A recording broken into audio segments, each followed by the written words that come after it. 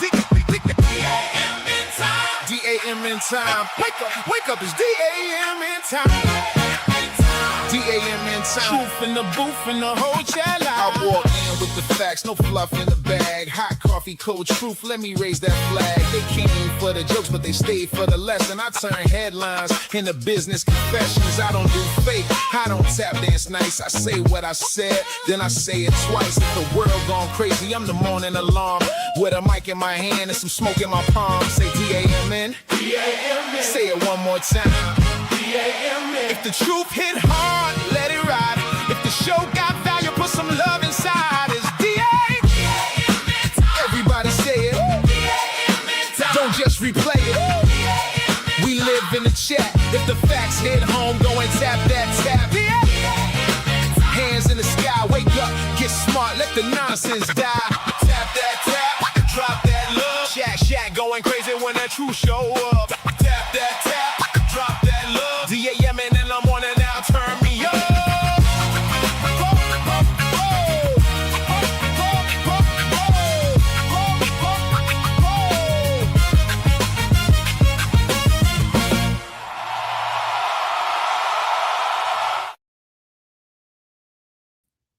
Yeah. What up? It is D.A.M.N time, people. What's poppin' is yours truly, Dave Anderson, the business bully. What's happening with you? Good morning. I am excited to be here. I know y'all are too. Oh my goodness. So many announcements. So many things to tell the black people. First of all, y'all know I can't do nothing if I ain't got no coffee. It's just not gonna happen. Secondly, I'm trying to figure out why my mic is sounding like that because it's starting to bother me. Check 1 2. I need y'all to let me know if y'all can hear me loud and clear. Make sure that this thing is doing what it's supposed to do the way that it's supposed to do it. That's it. Hit me up, let me know. Because y'all already know if y'all not getting notifications either, let me know that as well. Man, listen. It has been a very interesting 24 hours. I done got emails, I done got text messages, I done got DMs, I done got phone calls. Man, listen. A lot of y'all are like, Dave, why would you go sit down with Tasha K? I'm like, slow that down. I do not like the way this check 1 2. That's better. I think that's better. I don't know why my mic sounds hot to me, but it could just be the headphones. And I'm like, y'all got to chill the hell out. Don't you think I know?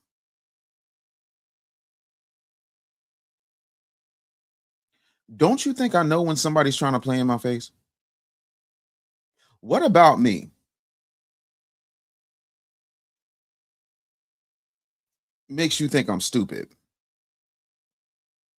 Like, that's my first question. Let's just start with, what about me makes you think I'm stupid? Y'all know I see what's happening.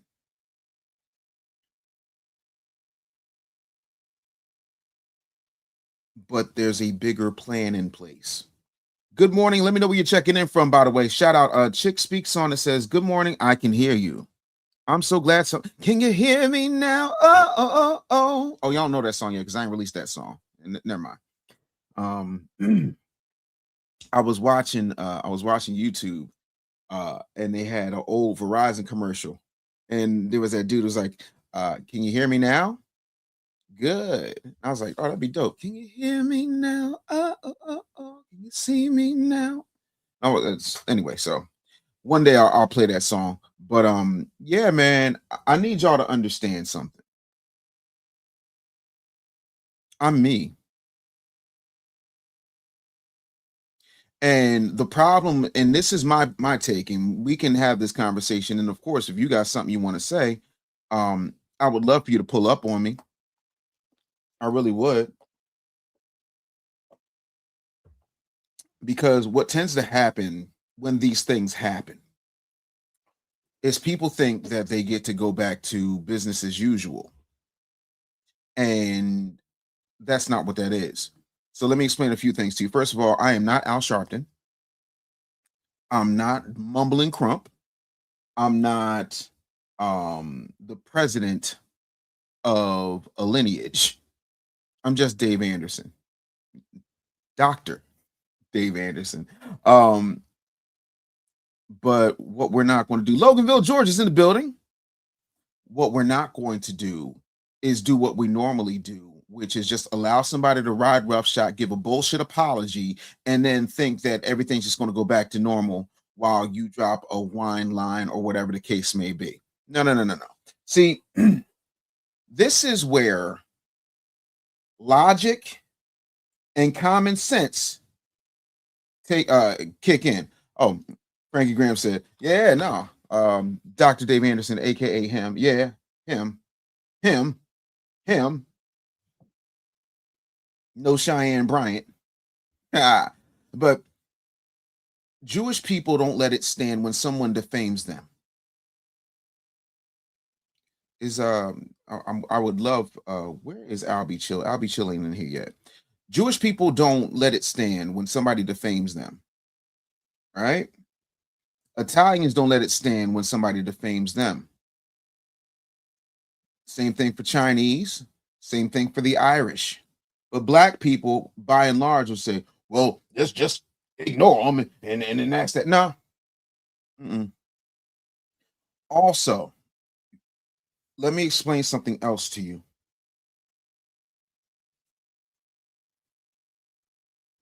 I feel like Joe Torre in Poetic Justice is brushing my weak ass fade, but my fade is never weak. Let me explain something else to you. This whole, well, she should come on your platform. Why are you going on hers? Because that's where 90% of you are. One. Two, saying have her come on my platform. Yeah. And I do think it'll probably happen.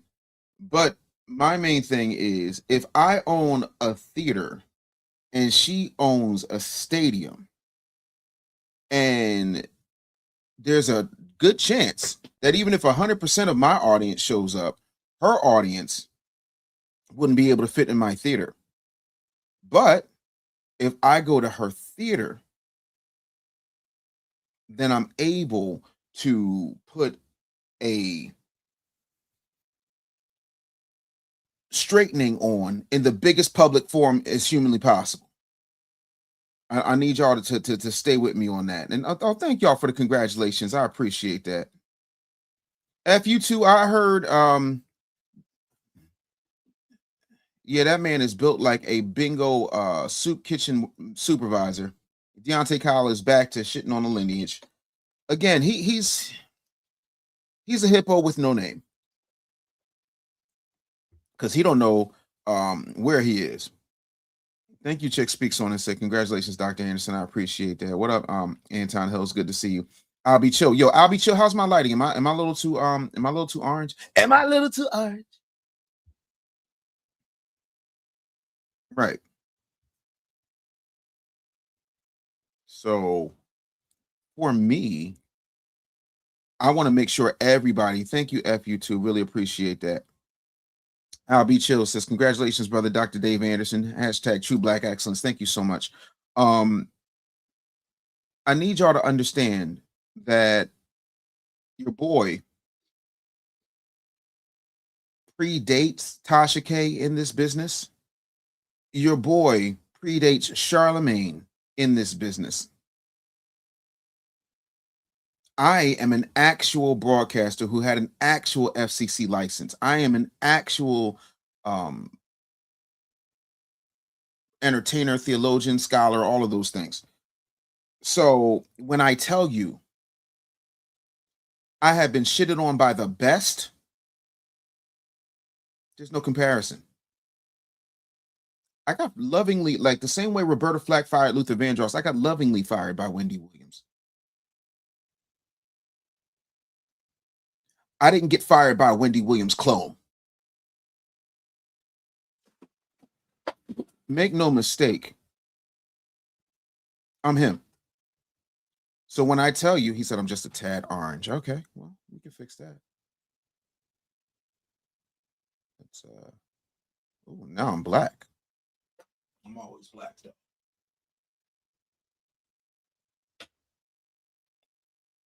Okay, still, that's a little too much. You gonna leave me alone with the uncle alert, Lynn? Lynn with the uncle alert. I appreciate you. Thank you so much. I know what I'm gonna do. But y'all gotta trust in the fact that I understand um where I am in the grand scheme of things. I also understand the things that y'all don't see very clearly. And for me, this is why I need a remote control for this. And so for me, there we go.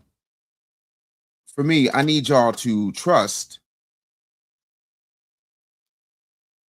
what I'm doing. Because if I were to tell you what I do before I do it, then you miss something. You got to trust I know what I'm doing. And if not, that's cool. You're gonna come right back around and say, yeah, Dave, I get it now. Postmaster says, I thought about it, Dr. Anderson. You shouldn't give Tasha K any type of clout for her channel, and you will be doing just that by being on there. And she knows this, and everyone knows FBA moves the needle. Do y'all not understand who you're dealing with? Respectfully, it's not a matter of giving her clout.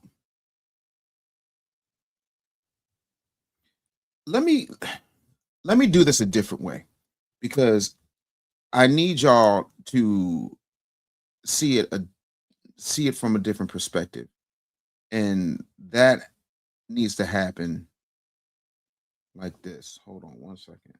Okay, so I'm going to share my screen,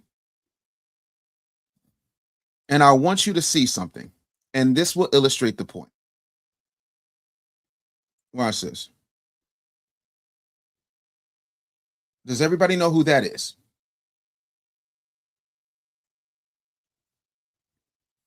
Talk to me.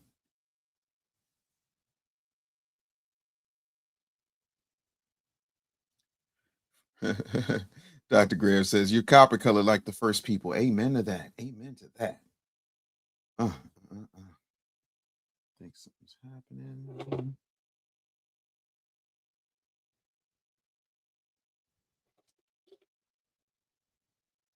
Yeah.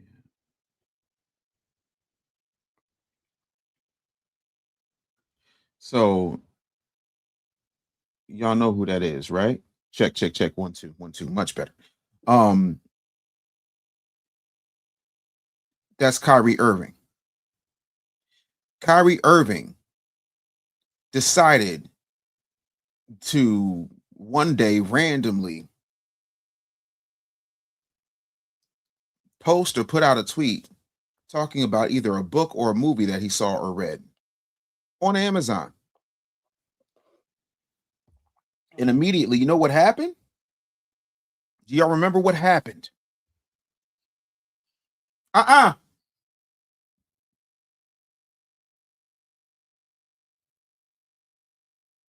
Do you know what happened?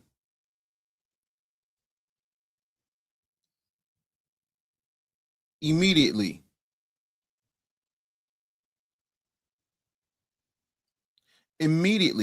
Kyrie Irving, for those of you who don't know, he is a star basketball player. But not only did he get attacked by the small hats, the small hats was like, nah, homie.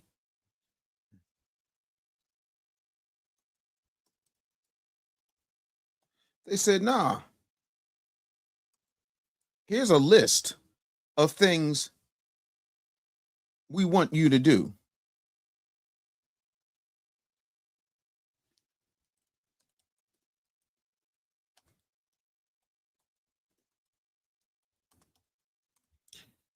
I'm pulling it up because it was a lot.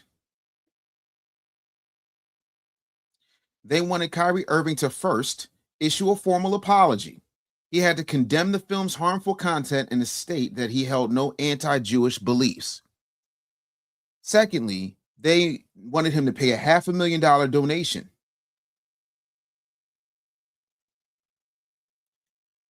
With a financial contribution previously agreed upon by the Anti-Defamation League, which is the organization arm for the Jewish people. Now, while we don't have an organization because we're a lineage and we don't have a leadership, we never tax these people when they talk to us greasy. They wanted him to complete sensitivity training, attend courses created by that team to understand marginalization, then complete anti-Semitic training, complete specialized anti-hate training designed by the franchise.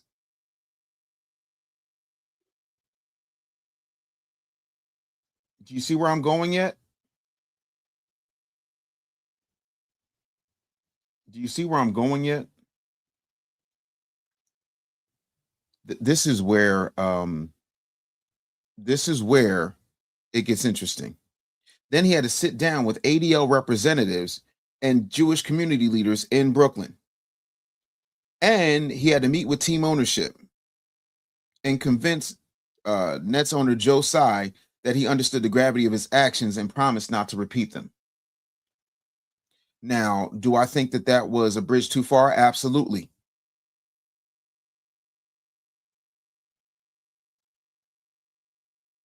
Do I think that they did a little bit too much? Absolutely. Do I think that if we were smart about the way we went about things, we should do the same thing? Absolutely. But wait.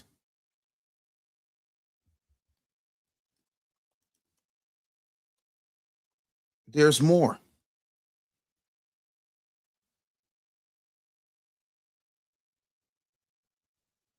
So I could do this all day, but I got one more for you.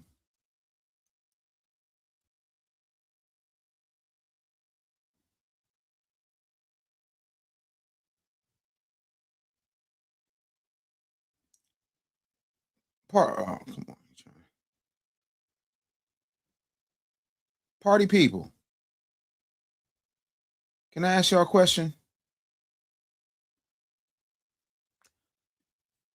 Who is this? Who is this? Do y'all see the man to the right of my screen?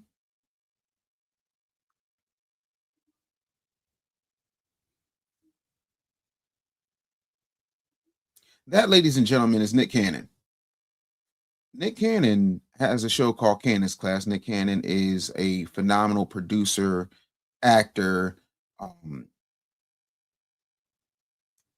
comedic improv person. His rap and his stand-up, I could write him a hell of a goddamn show, but I think he doesn't have the right writers when it comes to his stand-up, or he's writing it himself. But do you know what happened with Nick Cannon? Not once, but twice. Do you remember what happened with NBC? And they wanted him to do this, that, and the third, and bop, bop, boppity, bop. And he was like, I don't need America's Got Talent. I'm out. And then, remember July 2020 when everybody had too much time on their hands? Bing, bing, bing, bing, bing. Y'all remember that? Y'all remember what happened then? He had Professor Griff, our elder, our OG, one of our foundational Black American truth tellers and storytellers, because Professor Griff had praised the minister, Louis Farrakhan, and discussed anti-Semitic tropes according to what the Washington Post says, and saying that Black people are the true Hebrews.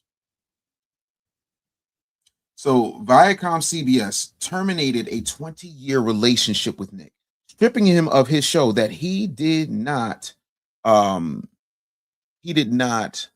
the trademark for at the time. I don't know if that has changed.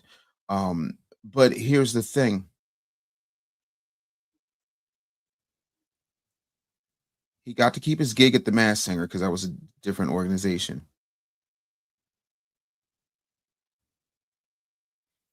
And rather than push back on the calls for accountability, he launched an immediate multi-year education and atonement tour. He scrubbed the podcast and posted a lengthy Twitter apology to the Jewish community. He had met with Rabbi Abraham Cooper, Simon Wiesenthal at the Simon Wiesenthal Center, and he studied historical documents post World War I anti-Semitic propaganda. He created a partnership with Jonathan Greenblatt and did a podcast with him called "To Hate or Not to Hate." And after that, Viacom CBS magically just patched up relations with him, and they tried everything. They tried to get DC Young Fly, allegedly Carlos Miller, allegedly anybody to try and host Wildin' Out, but nobody would do it. So the lesson here is not about what the small hats did. The lesson here is about the fact that the small hats immediately expected atonement and they would not settle for a bullshit apology.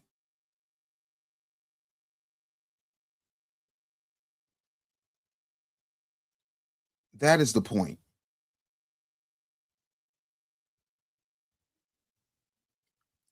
And what winds up happening a lot of times, I hate you so much, Dr. Manhattan. He said, the canon of Knicks. It's hilarious. What happens a lot of times is we just let somebody say something. If I hurt your feelings or whoever's feelings are hurt, some random ass person. No. Because you were specific in the 50 million people you decided to disparage. I need you to be very specific in the 50 million people that you need to apologize to. Consequences and repercussions. But instead, what we have is people saying, don't go there because she's going to get a bag. First of all, I'm not that famous, so she's not going to get that much of a bag. Secondly, it's bigger than just that one thing. And this is what people don't understand, because everybody and their mama got an opinion. But nobody understands that somebody has to hold people accountable.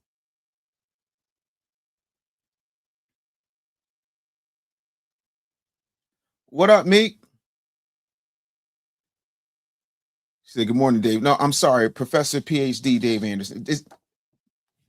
You can just call me doctor. You can just call me doctor. It's cool. It's cool. Just doctor's fine. Honorable one. Any of those will do just fine. My whole thing is we got to stand on business and not just talk amongst ourselves like some sissy ass sewing circle. Period, point blank.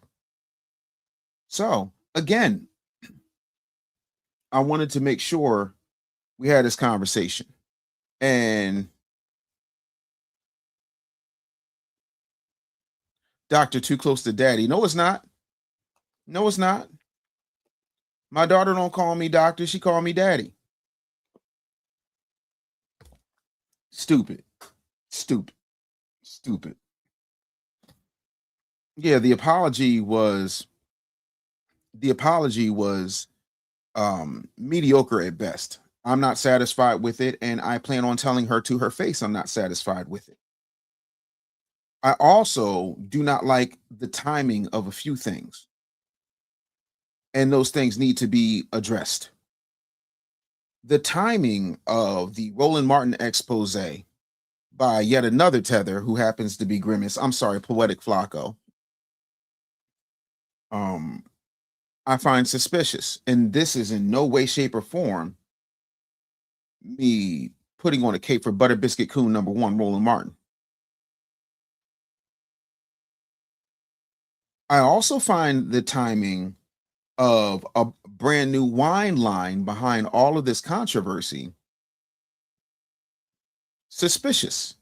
Shout out to Dr. Umar. I'm not saying that those things are somehow linked to a bigger conspiracy or plot or plan to play in the face of Black people for profit. But the timing at best is suspect. So we're going to address all of that. And I'm tired of watching moist ass, sassafras, sissy ass so-called men represent my lineage. And no, nobody elected me, but I speak for myself. And last I checked, I'm a foundational Black American. I'm a foundational Black American that does not work for anybody but David Stephen Anderson. You understand? So what I choose to do with my time, how I choose to spend my time, who I have on my show, or what shows I go on are mine.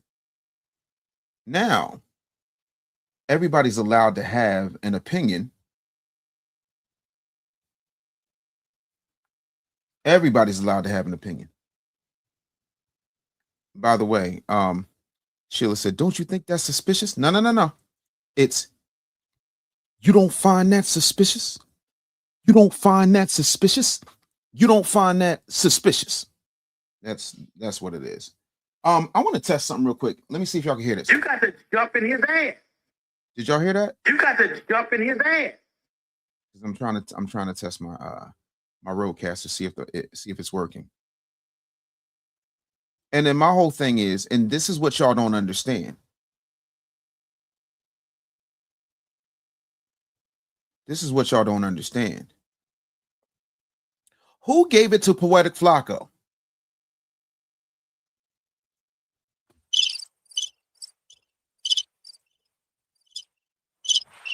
You got to jump in his ass.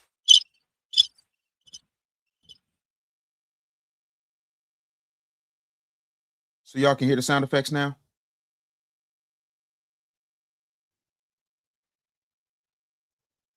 Hold on. Let me make sure. The diet don't work for you to sing. Who is the person or organization that gave it to Flacco? And why, of all people?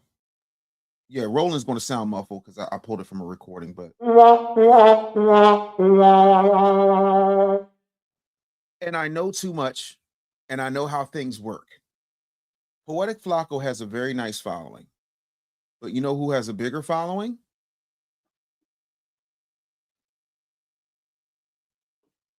Do you know who has a bigger following?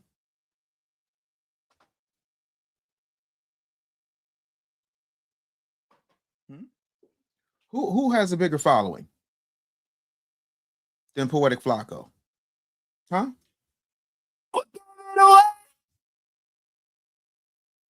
Tasha K does. So let's just put on, let's go ahead and put on our tinfoil trucker hats for a minute, shall we?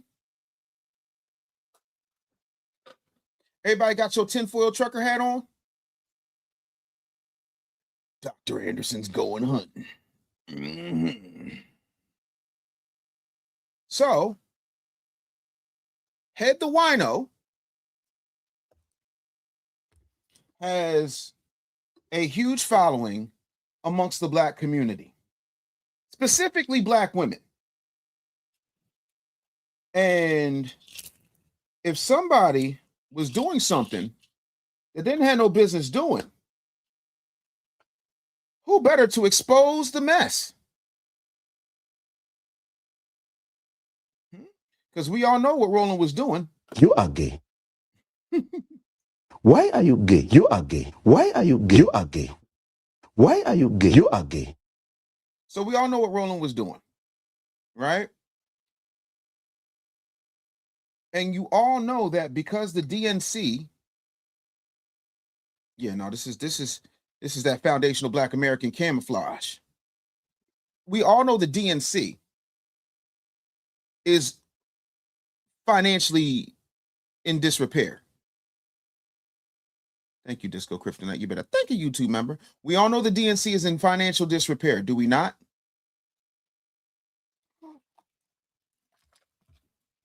And you know what happens when someone's grift supply dries up? They find another grift.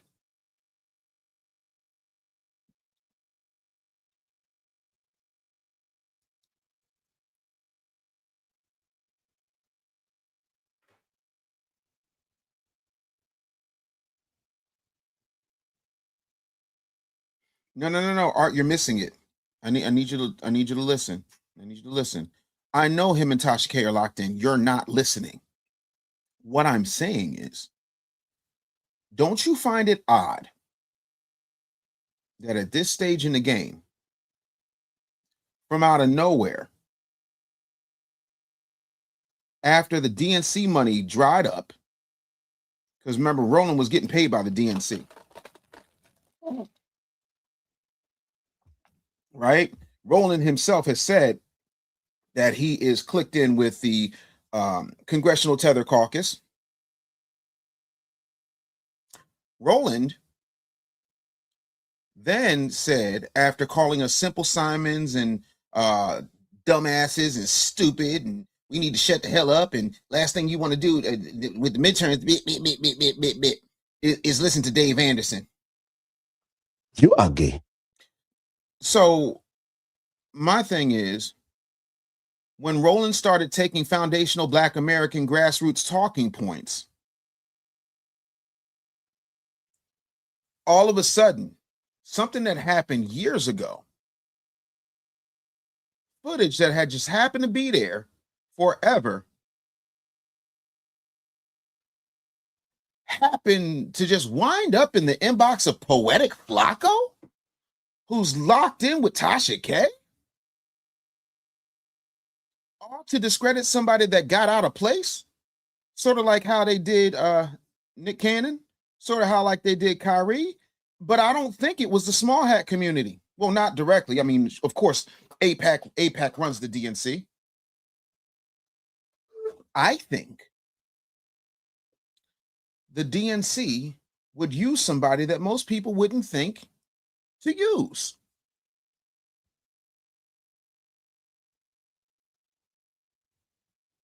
I think it is time to change out the water in the fish tank. You understand what I'm saying to you? And who better? The timing is interesting. Oh yeah, the AIPAC runs both sides of the aisle. But to quote Dr. Umar, we must stay focused. We're talking about Democrats because Black women vote 92% for people like Kamami. So I'm not going to sit here and say I'm going to do something that's only going to benefit Black people. No. I think there is a brand new list. It's sort of like I feel like these folks I'm about to start talking nerdy, but I need y'all to stay with me as to why I'm going. I think that this group of individuals is like the Thunderbolts. They're like the new Avengers. See, you do small potato stuff, whereas Avengers, new Avengers, we do big potato stuff. So if you have a bunch of people who look like, in the grand scheme of things, they're small potatoes, but what they really are a sleeper cell. Poetic Flacco, Funky Dineva, Tasha K, Mona Scott Young. There's a whole list. There's an entire list of people that I believe are being weaponized by the DNC in order to keep foundational Black Americans in a subservient place, all while continuing to push the campaign of benign neglect. Deontay Kyle's out here attacking foundational Black Americans. I have seen videos of people who have called Tasha K everything short of a whore, and Tasha K never once responded. Some random person who she cannot name or at least has not named yet, called her husband an African booty scratcher, Torre's another one. And Tasha K loses her minds and then equates my lineage to that of our mortal enemy. That is like going to a Jewish person and comparing them to the Third Reich. The Third Reich.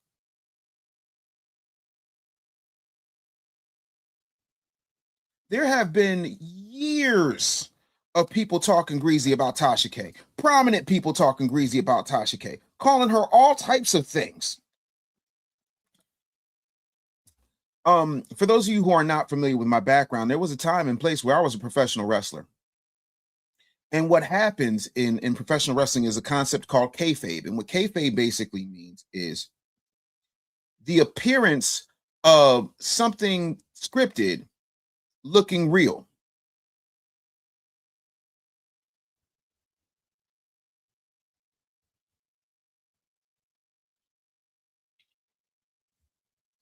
Me Mine 4884 says Deontay Kyle called us black supremacy. Somebody give me a link to this Deontay Kyle video in question. You better thank a YouTube member. Corey Holcomb calls, thank you. Corey Holcomb calls Tasha K Monkey K week after week, month after month, year after year. And she says nothing. But African booty scratcher, that's the hill you die on. An insult most of us haven't used since 1986. Do you know what happened when Corey Holcomb called Tasha K Monkey K? Do y'all know what happened?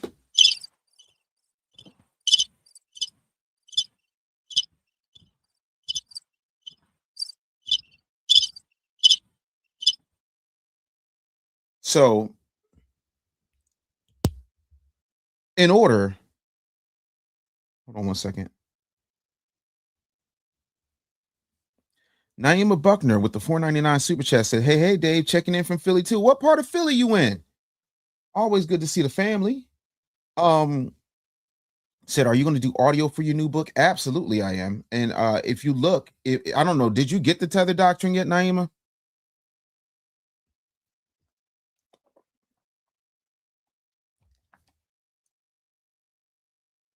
But if you got the Tether Doctrine, it's a thing. But again, the reason like that someone like Tasha K, and again, I don't care how you get your money.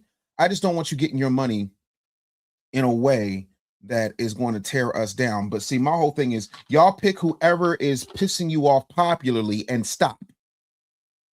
I got smoke for absolutely everybody. Matter of fact, let me see if I can find it, because I've been compiling a list for a very long time. A very long time. And I want y'all to, I'm not going to play Tether Love right now. Got to find this list. Is this the no? I'm pretty sure this is it. No, that's my doctoral thesis. Never mind. Of course, now that I'm looking for it, I can't find it. But I've compiled a list of let me see if I can find it.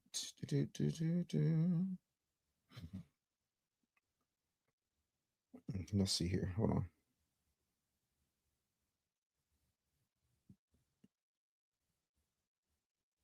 Hold on. Hey girl, you pick me up when I'm down. Yo, San Antonio, by way of Brooklyn. What up, B1 family?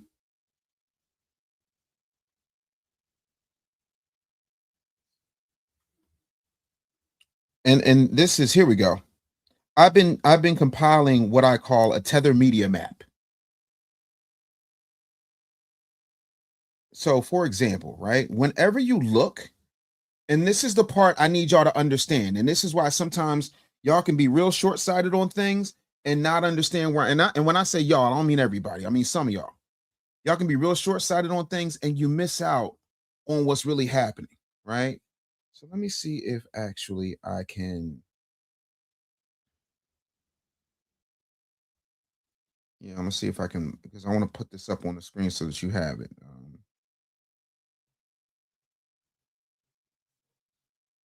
Here we go. Hold on. Hey, girl.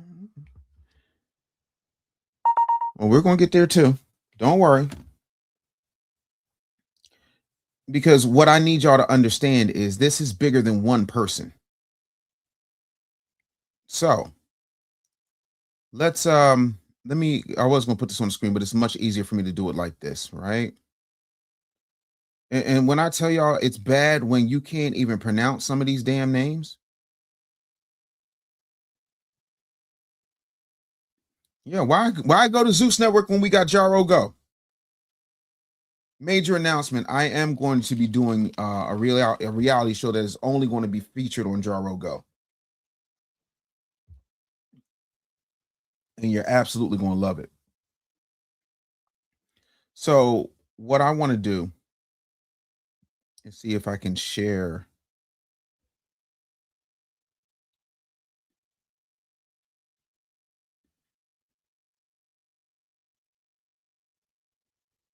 Okay.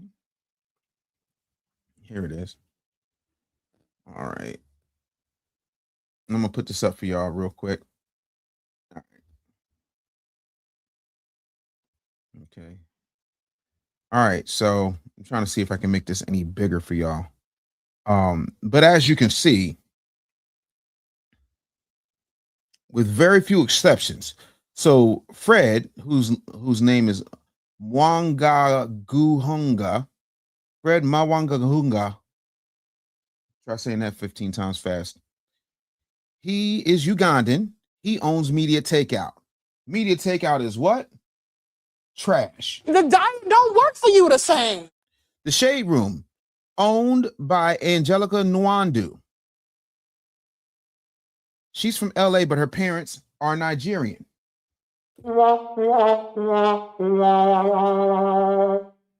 Mona Scott Young, Haitian American. And for those of you who don't know who Mona Scott Young is, she's the one who bought you Cardi B, Chrissy and Mr. Jones, Love and Hip Hop, along with Jim Ackerman, because Mona Scott is the black face in the white space in the high place. But again, now Urban One bought Bossip, right?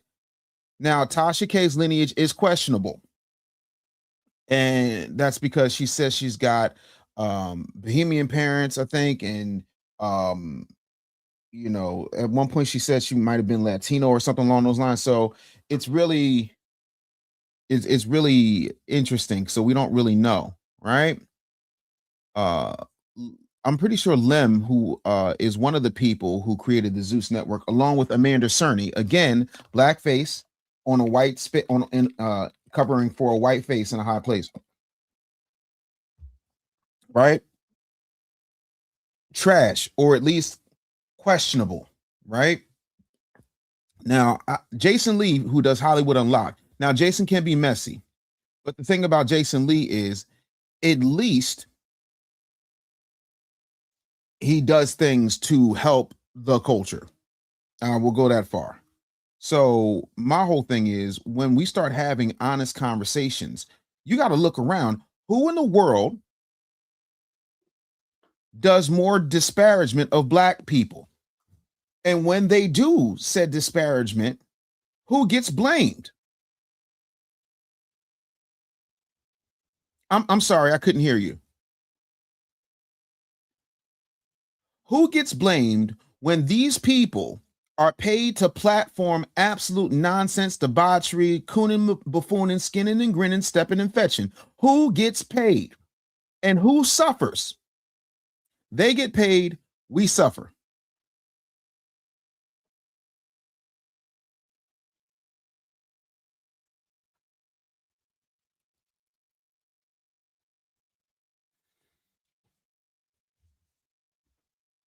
But again, ask yourself, even when it comes to Zeus, right? Even when it comes to Zeus. And again, y'all have to understand, like Uncle Ricky say, misery is a business model. Shout out to Al B. Chill, shout out to Uncle Ricky, all my Jaro Go family. If you haven't downloaded Jaro Go, this is the time to do it. And then people say, well, Dave, you just want to be famous. Bitch, fame?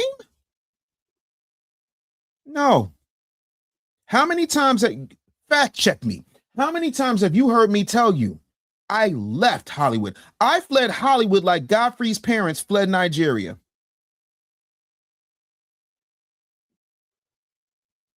And I keep telling y'all, Hollywood is a culture. It is not a place. My soul is not worth it. If my goal was fame, baby, I got Billboard Awards. I got a Peabody Award. I done put 5 people in the Hall of Fame. What do I look like needing fame? If you know anything about me, I like to be left alone. If there's anybody in here who knows me personally, they will tell you that if you were to call me, I'm super quiet.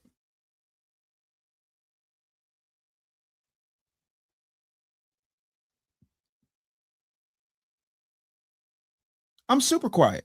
I have no need. Man, I done been up and down the road with Gerald Levert and Teddy Pendergrass. I'm the youngest person to re-record the Twist with Chubby Checker. I do not need fame. Before I retired, I got off of the microphone and I was pushing other people out. Charlamagne, Ricky Smiley, come on, stop playing with me. So if fame was my goal, I would have taken any of the 28 jobs that was offered to me after I left, after I retired at the age of 34. I'm 49. That means I've been retired for 15 years. If I really wanted to be famous, don't you know how many famous people's numbers I have in my phone? Some of my best friends are some of your favorites. So please, miss me with some bullshit. Oh, one more thing I wanted to address. And this is very important. And I want y'all to clip this, share it, put it in a smoke signal. I don't give a googa. But let me tell you something. Let me explain something to you. Somebody said, well, I would think because Dave's in Hidden Color 6 and Dave's doing this and Dave's doing that, I was surprised at his YouTube channel that he only has 39,000 subscribers. Oh, I'm sorry, 39,000 subscribers in what, 12, 13, 14 weeks? And the people talking have 5 subscribers and they've been here 13, 14, 15 years. Surely you can't be serious. But it's so funny how I've had this link here the whole time. And all these people, all these knuckle-dragging, mouth-breathing Negroes who swear they know me or swear they understand my motivations. Oh, that's why I feel off. I gotta put my watch on.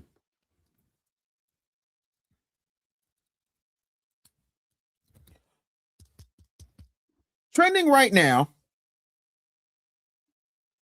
cupcake thumb thugs. All you cupcake thumb thugs had so much to say in the comments. Yet and still, the chair is open, the mic is hot. You say you don't know me, but you follow. Name in my mouth, now the truth's gonna follow. FBA the target, now respect's gotta follow. Tether mouth, pull up tomorrow. I'm waiting. Why is it y'all are so upset in the comments? I'm all type of grifters. How do you grift when you're not getting paid? How is it y'all can use your thumbs to write soliloquies longer than my doctoral thesis, yet and still you can't type in a website because apparently StreamYard was confusing you so much, I had to literally have a website to point to so that you could type it in, because I'm going to meet you where you are. Y'all do realize that today is a smoke show. It says smoke and nerd talk, pull up on me.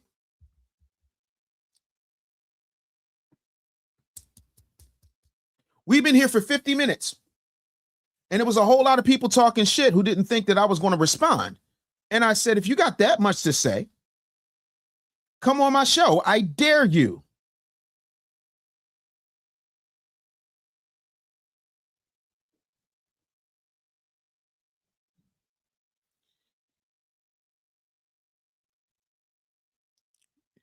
Sheila I. King says, you came up quick with those subscribers. I remember when you only had 6K. Gee, how time flies. Great job, Dave. Thank you so much. Where you at, though?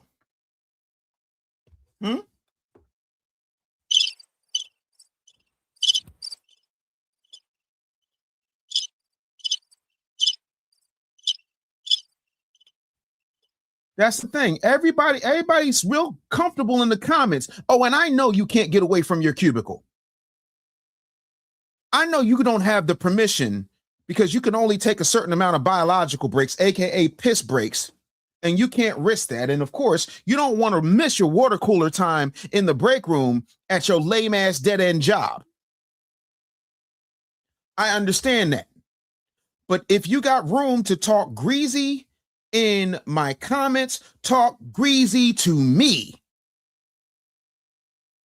Otherwise, to quote one of my favorite wrestlers, know your role, shut your mouth, and enjoy the ride the doc is taking you on. And I've been real respectful. I've been like, you know what? I get your concern. I understand your concern. I'm just going to need you to trust me.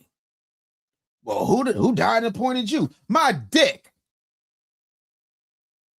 Now what? Now I'm disrespecting you. Shout out to Dimples. You better thank a YouTube member. Says, good morning, fam and Dave. We ask and we pray that you be careful onto that sinister platform on Sunday. We smell a setup on her end. I will take the most popular FBA and use him to gain numbers so that I can pay off my legal fees. You don't think I know that? Appreciate you. But yeah, no, I know that. I covered that earlier. But the thing of it is, it's a small price to pay in order to get the apology my people absolutely deserve. And in order to understand what's really going on, I'm not there to give her an education. I'm there to give her an education. Some of y'all just caught what I said. Meme call 221 with the 199 super chat said, fame is fake. Freedom is real. Thank you, Dave. Absolutely. Thank you for the happy poop there, Willie. Where's my smoke for Stephen Hill? Stephen Hill been retired. And I've called out BET shit. BET owes me thousands. I did an entire BET special and never got paid for it. What are you talking about? You don't know me. You don't know my history. And by the way, I don't give a rat's ass, and this is the problem with people who have never worked in entertainment. I don't give a rat's ass about the overseer when I'm trying to take out the master. You talking about somebody that has not had a gig at BET for years now. That man been retired.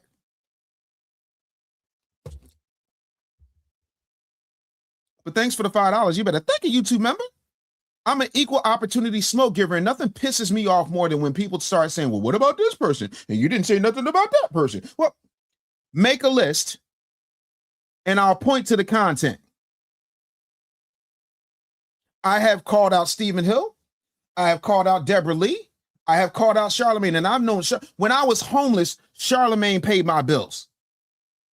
When my bank account was negative $900, that man gave me a bag. And I don't even fuck with him no more. Love him for that particular time. Blessings to him. But after that bullshit he pulled, where me and my team went up to New York, wasted an entire day and thousands of dollars in gas and time, ain't no coming back from that. Y'all are worried about the wrong shit. I have been an equal opportunity caller outer. And while we're on the subject, no. Let's go. This other thing. Oh, well, since he lost all that weight, he done got real evil. I was always evil. Nobody just called me the business bully when I got thin. I've always been known as a loudmouth asshole. I have always been an equal opportunity smoke giver and dared somebody to do something about it. Just because you're new here and you happen to catch a couple of fat pictures, boo-boo cakes. I'm the real Killmonger. I'm an actual supervillain. I never claim to be the good guy, so that when I do something bad, I'm gonna tell you straight up and down. If anything, I'm closer to a vigilante or an anti-hero. But what you're not going to do is sit up here and pretend that I'm some type of moral majority. Because let's face it, the moral majority people y'all love so much ain't shit. Jamal Bryant ain't shit. Ricky Smiley ain't shit. D.L. Hughley ain't shit. Steve Harvey ain't shit. And if they got a problem, tell them I'm right here. But they won't. Because everybody I just mentioned got my number or has somebody in their camp who has my number. But you know what they all have in common? They're all scared to death of me because I know where all the bones are buried. Don't you ever in your cartoon life think you understand who the hell I am. You ain't got no clue. Every day, I fight very hard to keep my composure and conduct myself with a level of decorum, but sometimes y'all niggas make it very difficult to do so. But don't ever get me twisted. I have had to come damn near to blows with some of your favorites behind some of the ignorant shit that they do. By the way, do yourself a favor. Go back. Look at the very first episode of D.A.M.N. where I break down what happened on the Breakfast Club. Then break down the phone call where I point out the bullshit lies that Charlamagne was trying to tell me as if I wasn't in this business longer than him.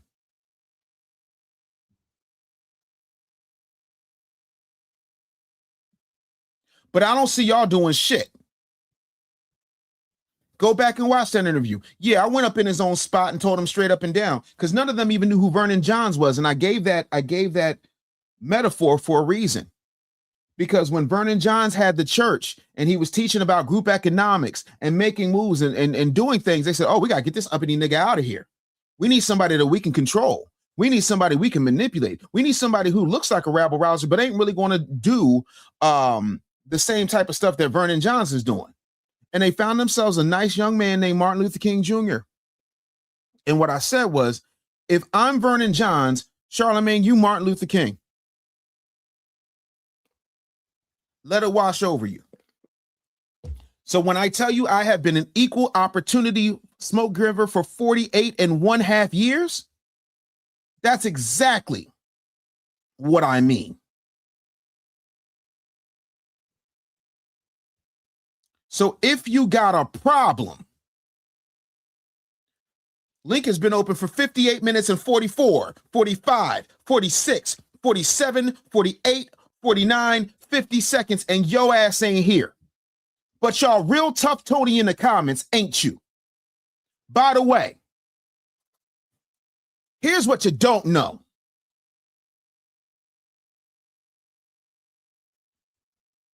Tonight at 7 o'clock, I'm going on Black Alpha Show, and we're going to talk about all this shit. Since y'all like, oh, they should get Black Alpha up there. I talked to Black Alpha last night. We had a good conversation. That is my brother. And when I tell y'all, what y'all are going to hear tonight is going to be explosive.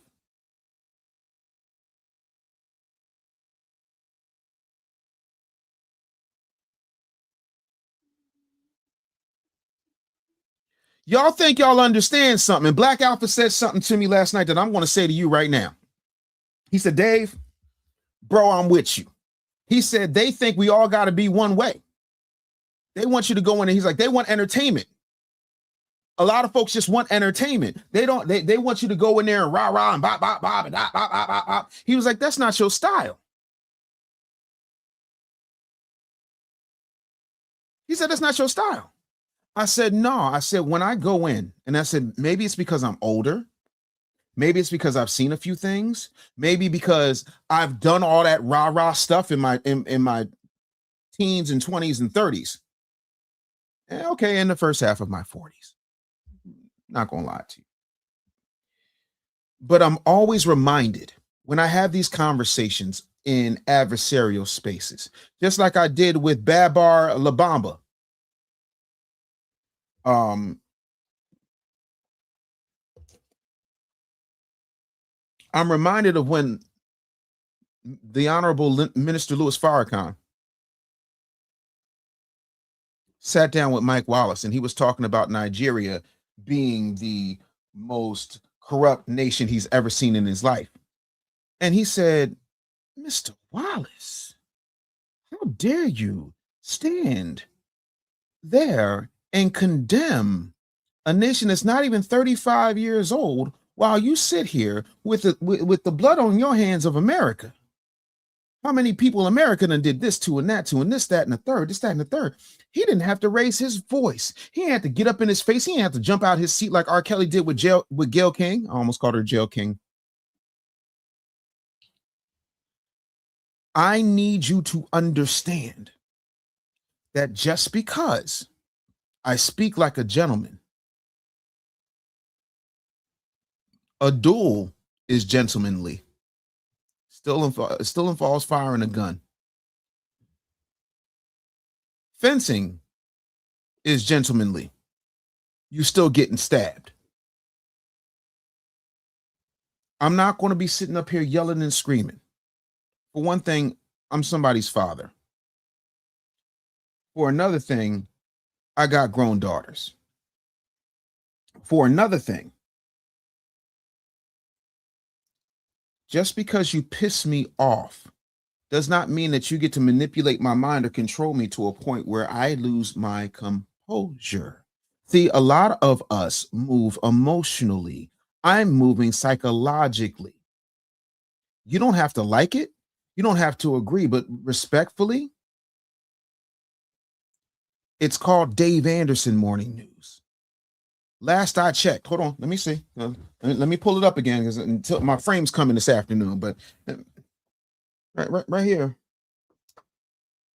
it says, hereby confers upon Dave Anderson, Doctor of Business Administration. It doesn't say Dave Anderson and them. It don't say Dave Anderson and the Temptations. So again, you're more than welcome to be here, but you don't get to produce my content. Now, if you write me a check, there's something else.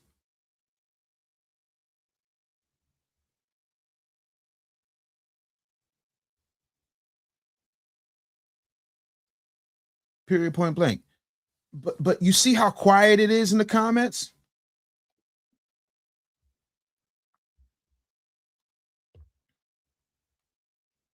Shout out to Willie for the happy poops. Ain't nothing funnier to me than happy poops. I'm sorry. It's just hilarious. I love it.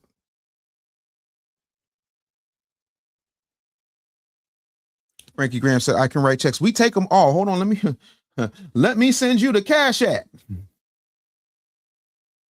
Listen.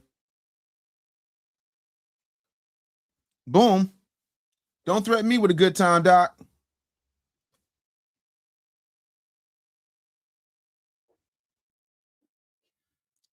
There's a uneaser OP. There is a rewind button. That's your sister's. There's a rewind button.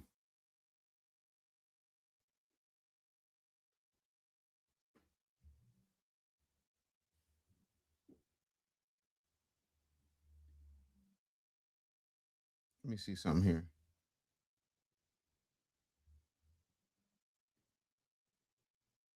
Stay with me.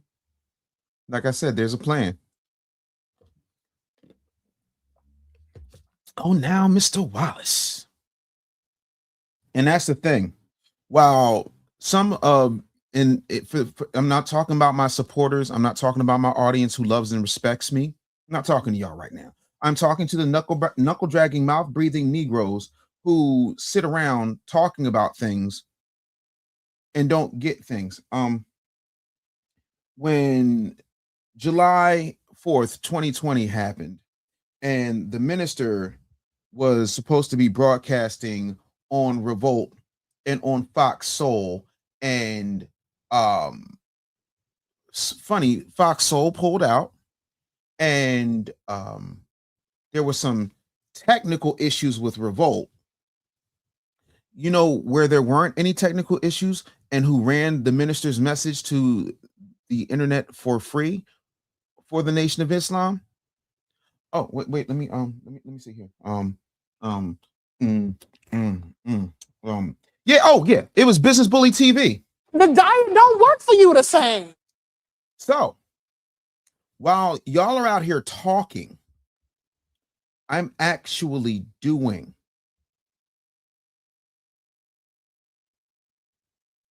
And that means a lot to me. What is that? Is that Kari's mama? Ah, see, I'm working out.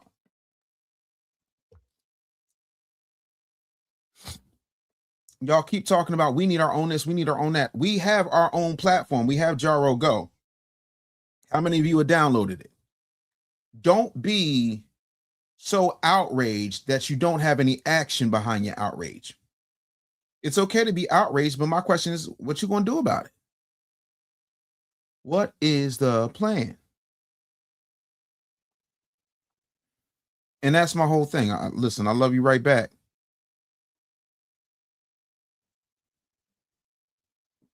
But that's the truth of the matter is, that's the thing, right? A lot of people talk a good game, but when it's time to make moves, it's cool. Anton Hill says, Dr. Anderson, what formats would the Tether Doctrine be in? And are you still doing a combo? I'm looking to make a purchase. Yes, if you go to link.me/the business bully, you can get it. I recommend the VIP bundle. You are going to have the dissertation, the peer review, the audio book, which is being recorded in sessions. You know, it's what that is. So the other thing is, for y'all who's saying, well, you know, Black Alpha said he's not going, yeah, because that's not what Black Alpha wants to do. But you know what Black Alpha said to me? And he'll say to y'all tonight, I get exactly why you're doing it. And that's right. You do got to go up in there and you better teach the hell out of her. So let me put that link up for you, Anton Hills. Get the VIP. It's link.me/the business bully. Why is it I can never find my damn link when I'm looking for it? Oh, here we go.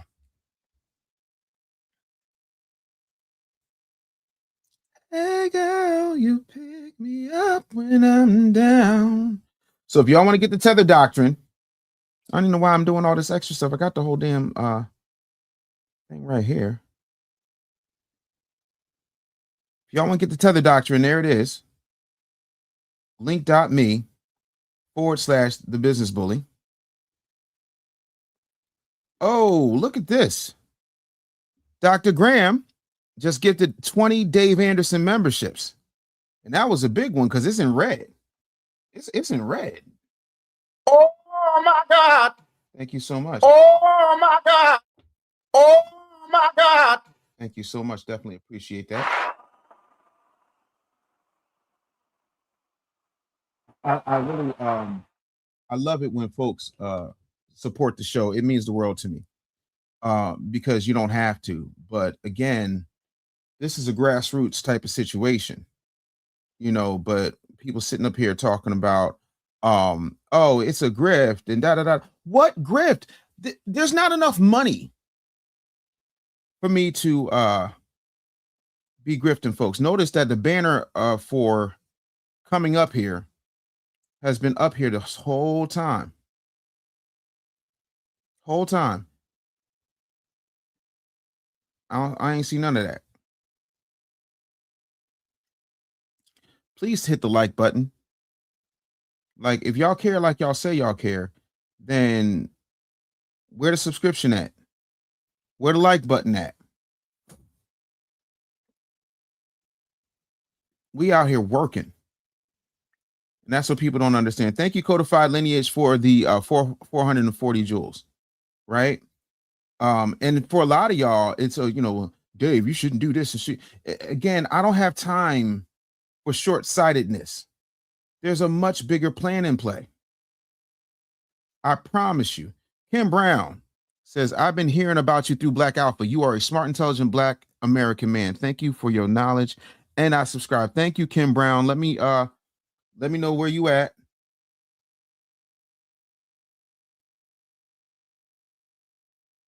I'm sorry, what? Tether Doctrine, Yumi Heathen Doctrine, man-made. I'm sorry, is there somebody here who can translate that?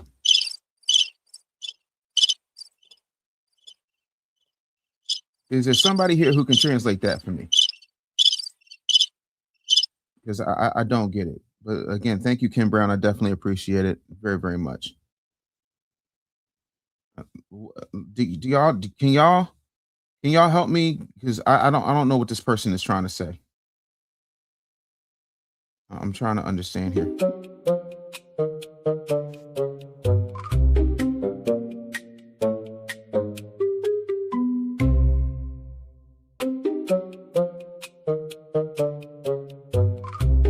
Anybody? Yeah, I don't know what that is. I don't know what he's trying to say. I don't get it. It's Bueller. Anybody? Bueller.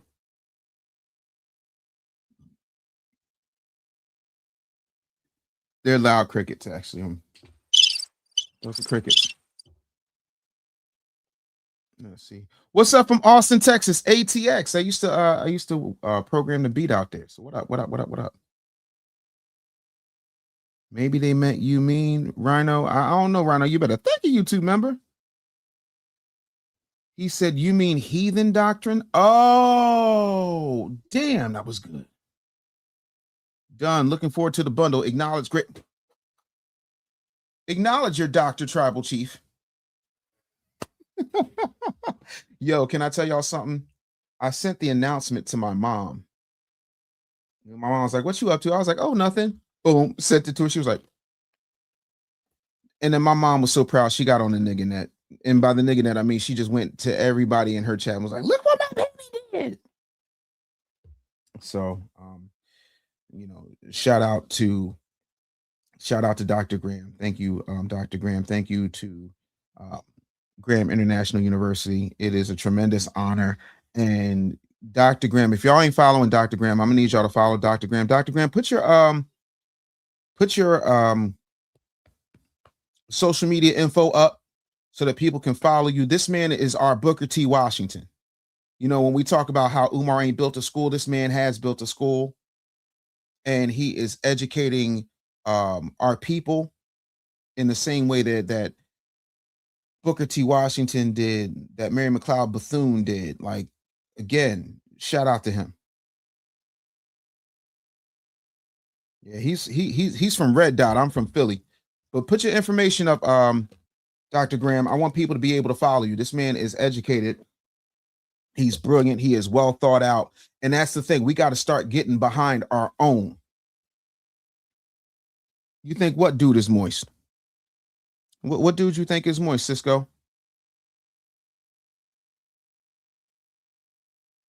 Oh no, Lonely. We about to get there. Give me 1 second. Who you think is moist?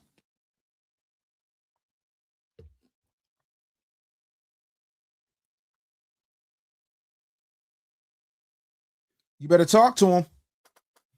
Michelle said Doc's last name is Anderson. And what did the Matrix agent say as soon as he saw Neo? Mr. Anderson. Dr. Anderson is going to destroy the Matrix of Tether. Somebody dropped one of Clue's bombs from Michelle, right, with that brilliant dag on soliloquy right there. I'm sorry. The bombs got muffled. Let me hold on. There we go. Y'all better let them know. Y'all better let them know, because in case y'all didn't know, I am the one. Said not to drift. But do you remember wings of silver, nerves of steel, silver hawks, partly metal, partly real? Yeah, of course I remember Silver Hawks. Thundercats in space, which is ironic because Thundercats were in space, but Silverhawks was like, "Oh, we'll do it with cats. We might as well do it with birds. We can make it work." He was like, "We gonna run the play."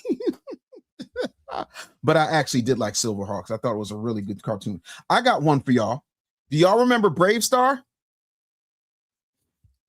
Philly John just bought a membership. Welcome. You better think of YouTube member.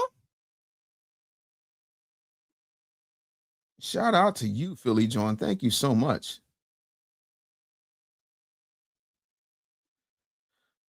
Low Limp Pimpin said, "Can we talk about Tasha K calling us the KKK?" Oh, I did, but I'll do it like this because it makes a lot more sense and it'll go a lot quicker because we got some nerd talk to get to. I got nerd by the flock. This is what y'all talking about. Foundational Black Americans are no different than the KKK.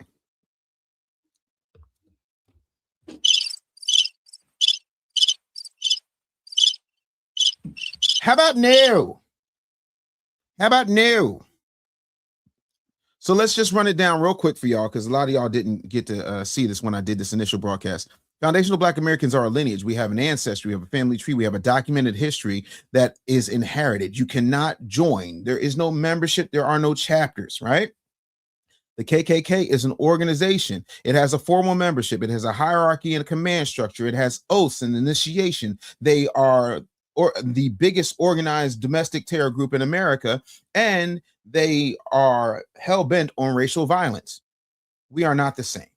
So hopefully that clears that up. Now, yeah, Silverhawks was crazy. Thank you, Miss Brand. Say congratulations, doctor. I do appreciate it. It is phenomenal. Marshall Bravestar was crazy with it. Bravestar was my show. Hey, listen. Yeah, speed of a puma, strength of a bear.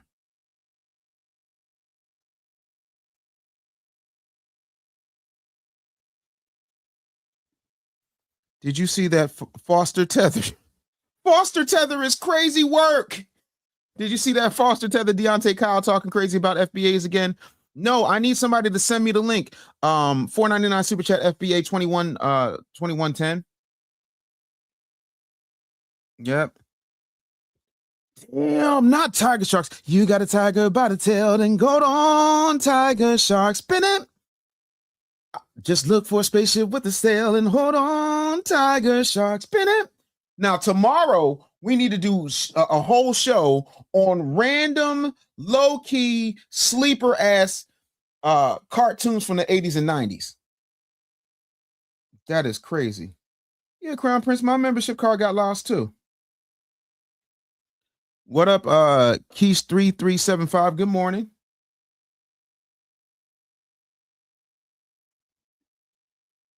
Dr. Graham said the page just hit 87,000 an hour ago. Thanks for all the support. Really appreciate you. I was just going there. Oh my God, I hate you people. I was just going there. Bionic 6. Oh. Listen, that was my dream. Yo, give me all the bionics you could give me. Thank you for the gold coin, DB Smooth. Appreciate you. Thank you for the hiding 10 jewels, Hassan McMillan. Let's go there. My bad. I thought the guy was trying to be witty, but when you go on Tasha K, don't let her back out of it because she will do it.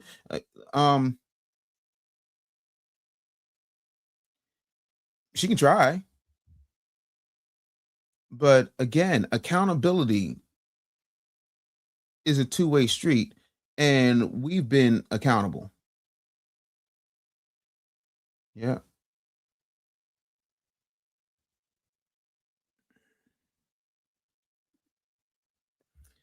Anton Hill says, Dr. Anderson, question for you. As a comic book fan, is it too soon to introduce one of the top tier villains in Doctor Doom as its most powerful? Should have stayed with Kang and introduced Doom and Fantastic Four. I agree with that. I think they did too much with Jonathan Majors. I think sometimes Disney has gotten so woke. It's absolutely crazy. 199 super chat from, okay, this is I'm gonna play Deontay Kyle, and then we're gonna have literally 30 minutes of nerd shit. Is that fair enough? Yeah. Oh, I know what you meant, Anton. Yeah, I know what you meant, Anton. Absolutely. I think Dr. Doom should have been at the end of Secret Wars, where he would take either at the beginning or the end of Secret Wars, he would take on Kang and the Council of Kangs and then kill him. But instead, we playing we're playing this last minute, last ditch effort. I don't understand how a victim is running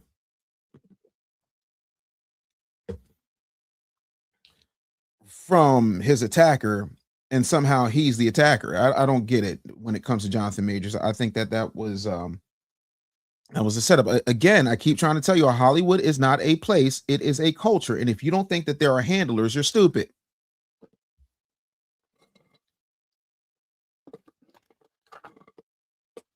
That's why sometimes when I say things, we're going to get there.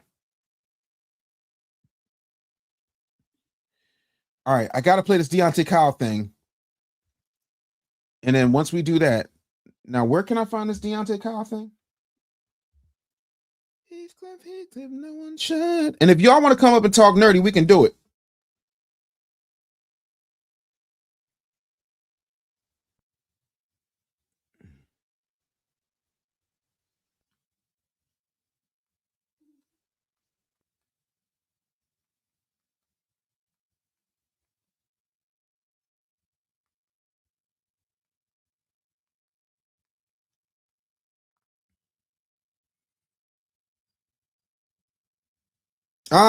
Found it.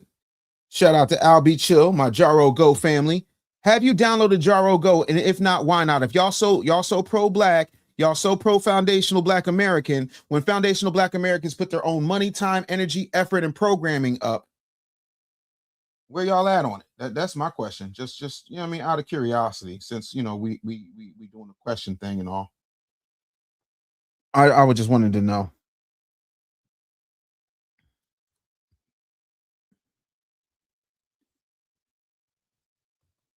Oh, come on. I'm just going to do it this way. Oh, we didn't get to that either, but I promise you, my AUDH NAACP is not kicking in again. Oh, good. Found it. Here we go. All right. So putting this up, we're going to have this conversation about your boy Deontay Kyle.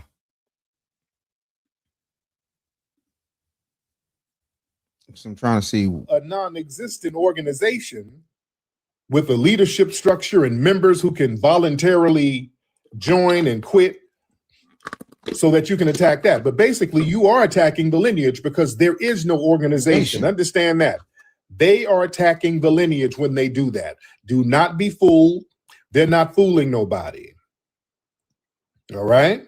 See, they got to try to frame FBA to mean an ideology because all of the other shit will just start collapsing. You see? That's why you can't replace that ideology with another ancestry designation. You can't say, when I speak out against Jamaican Americans, people say I don't like Jamaican Americans. No, I'm attacking Jamaican Americanism. Yeah. All right, what? Because y'all think y'all niggas Black American? Because I say Black. So when I speak out against FBA, it's like, bruh, God is working on me because I'm trying to do better. But bruh, you let me. I almost said. Let me go ahead. oh, you don't know what Black Americans like, nigga. I am a Black American. What the fuck do you mean, nigga? No, I said FBA specifically. I didn't say niggas. I didn't say Black Right. American. because I say Black American. Yeah. This Same. foundational shit got you niggas acting weird. Right, because y'all think y'all niggas to the second power or something. Right. It because when they say it, it's not just I'm Black American who descended from Black Americans. They saying it like Black American supremacy. And it's That like, part. that's the problem, nigga. That's where we're That's lost. the problem. And then the nigga. nigga that y'all listen to was like, it just said it the other day, like, oh, Donald Trump's kind of growing on me. Oh, see. Nah, nigga. And y'all niggas like really hate immigrants. Like y'all. And listen, here's the thing. You're not gonna come over here talking hot about my culture. You're not gonna come over here talking hot about my people. I'm not with that. I'm gonna defend that every day. Because they're my people. You talking about me at this point. Right. But I'm also not like, go back to your country. Like, nigga, Let's be for real. handle your business. I'm jealous that you know what country you came from.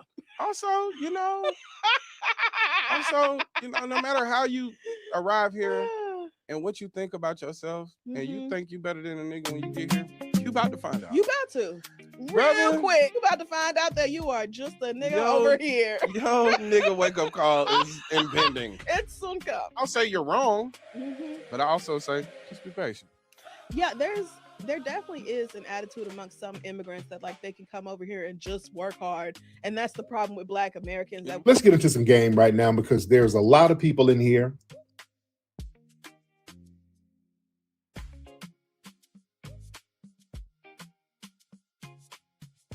Shout out to Tariq, Deontay Kyle, respectfully. And I want to be clear. I don't know this brother.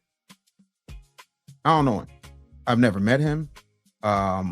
We have people, we know each other, but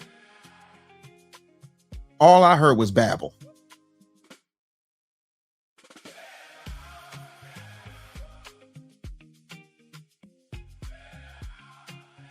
I'm jealous that we know where you came from. Old Country Buffet, McDonald's, Wendy's. You look like you done had 5 Baconators this afternoon. What? Hold on, let me put this back up here. I'm jealous. You actually know where you come. America.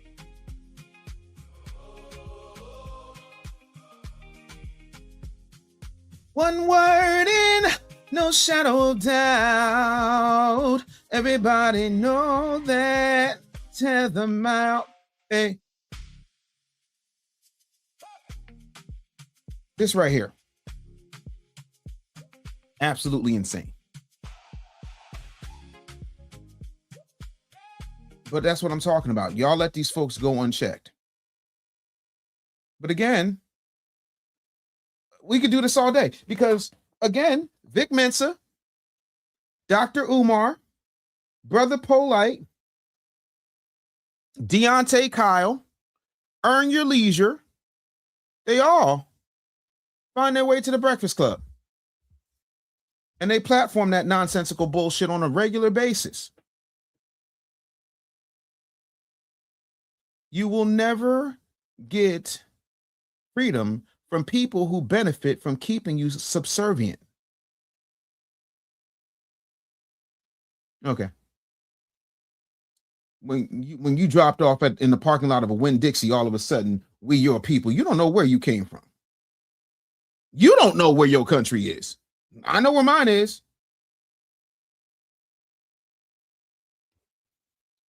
Yo, Cold Crush. Why are you like this? The diet don't work for you the same. Why are you like this, Cold Crush? You can't just you can't just be saying stuff. What gave it away? You can't be doing that, man. Like it's not nice. It's not nice. You just can't go around saying stuff like that. Just because somebody is built like my grandmama's couch, it's just not nice. Like bunch of DNC shill babble. And none of these people seem to understand, what's really happening. And that's what bothers me because the racism that you're experiencing and the struggle to make ends meet actually means the diet don't work for you the same. I mean, we got to do better. We got to do better. All right, people. I think we've had enough of the babble for today. Let's talk nerdy. So it's clear that yesterday. Oh, that was the other thing. How can you be taken seriously if you talk about nerds in one breath and foundational Black Americans in another? I know y'all only have 2 connected brain cells, so y'all can only go 1 or 2. But for me and my people, we're thinkers over here. We like to live life. We're not just walking around. Yeah, foundational. Like we live in too. Like we have fun. Sorry. You want to take the stick out your ass and put it up Rollins, that's your business. But around here, we can do more than one thing. Respectfully. I hate the fact that the kill smoke just called this man Winnie the Pooh's. Wow. Winnie the Pooh is actually adorable. That man looks like a deflated grizzly. I am DJ Cool Rod 1200 said, Dave, I did not know Earn Your Leisure had Big Meech on their platform in Atlanta. I didn't either. I don't pay attention.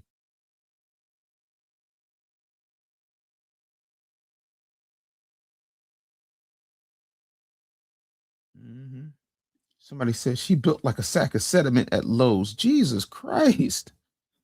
Damn. Woo. Woo. Oh my God. See, that's the problem. The diet don't work for you the same. It's horrible. Damn. Jesus. I'm gonna need y'all to hit that like button. Like I said, Pooh Bear talking again. I hate y'all so much. Dr. Anderson is educated and free and talk about whatever he wants. Thank you. I appreciate it. Because I was going to any way you sliced it. Kenny Max said, what up, Slim? DC tapping in. That's what's up. Yeah, he does look like a deflated grizzly. He looked like a grizzly that got declawed. And all he can do is boom, boom, boom, boom, boom, boom, boom, boom, boom, boom, boom, boom, boom.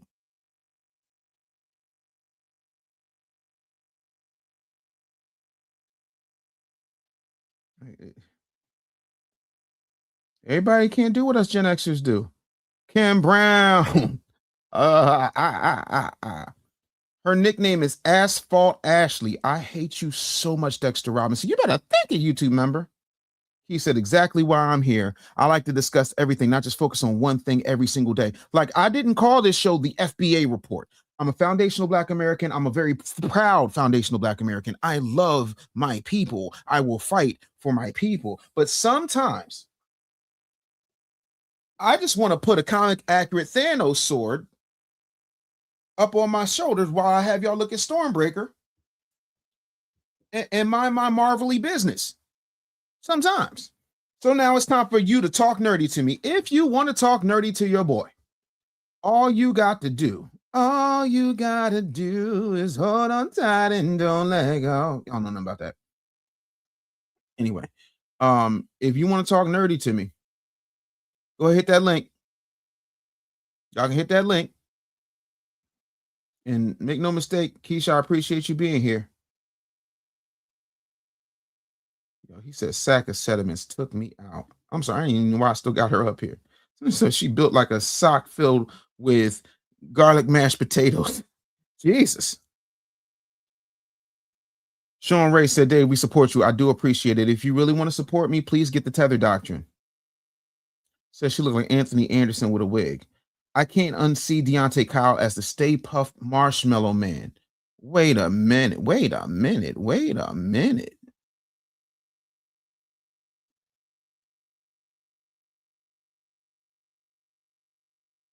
I hate y'all. Y'all not nice.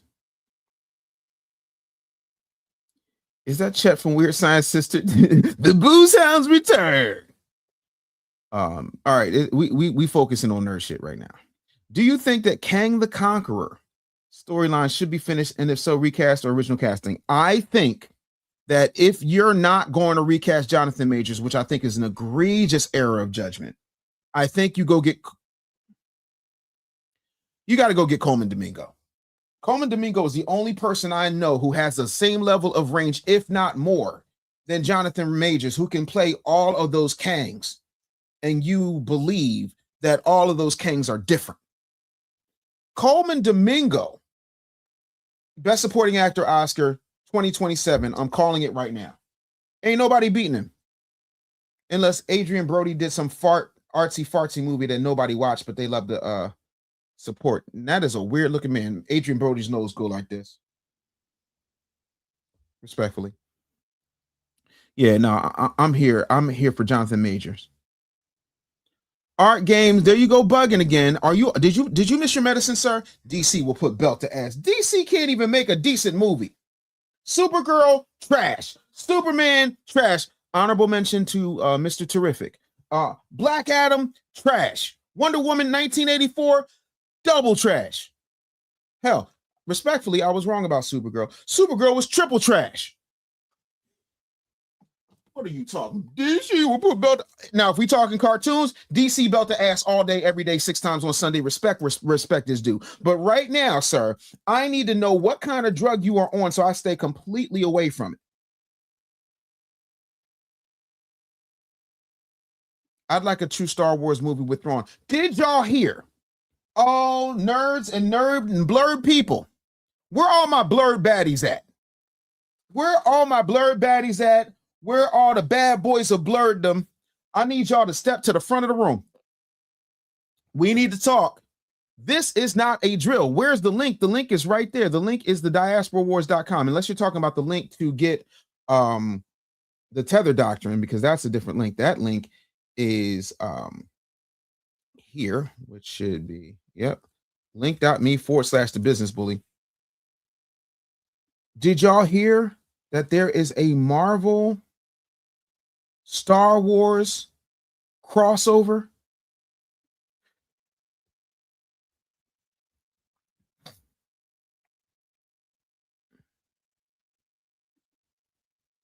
I would love that. What's not a flex, Rich Franklin? Says she's built like Kamala Harris. And I know y'all think I misspoke, but I didn't. Built like Kamala Harris. Kamala, the Ugandan giant. Hilarious. She looks like Starfire's woke kid. I hate you so much. Said this wild Samoan needs to put the plate. Can y'all stop? We trying to talk nerdy. Stop it.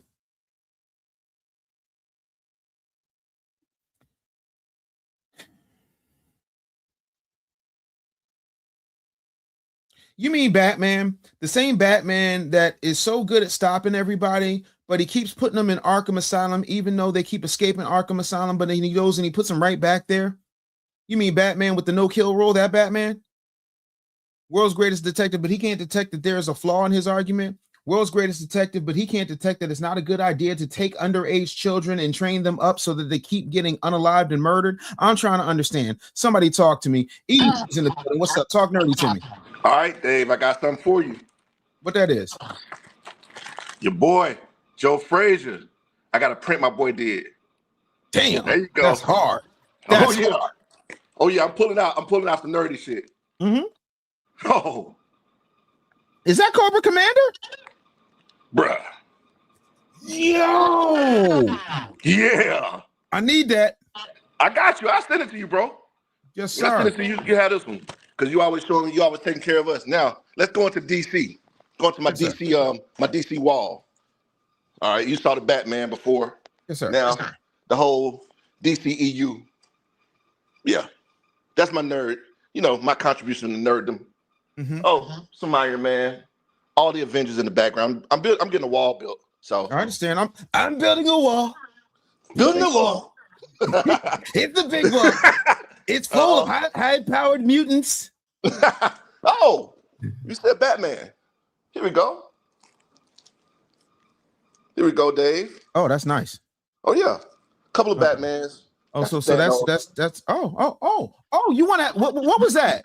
Put that back up. That was Thanos. That was the limited edition. Oh, that's cute. Hold on one second. That was cute. Okay, we're doing that. That's what we're doing now. That's what we're doing. No, it's fine. It's fine. No, that's not a Thanos. This is a Thanos. What was that little thing? What you can't dang, don't do that. You can't even snap a Walgreens out of existence with that little ass Thanos. Damn you, Dave. Damn you. Let's see. Where we going? What we doing, Dave? What we doing? We doing that? This we doing today? Apparently we're doing that. Okay, let's do that. Let's do that. Dave.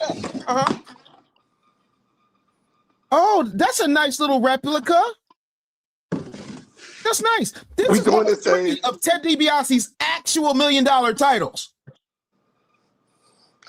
Get the chamois. Get the fucking chamois. No, you wanted this work. You gonna get this work.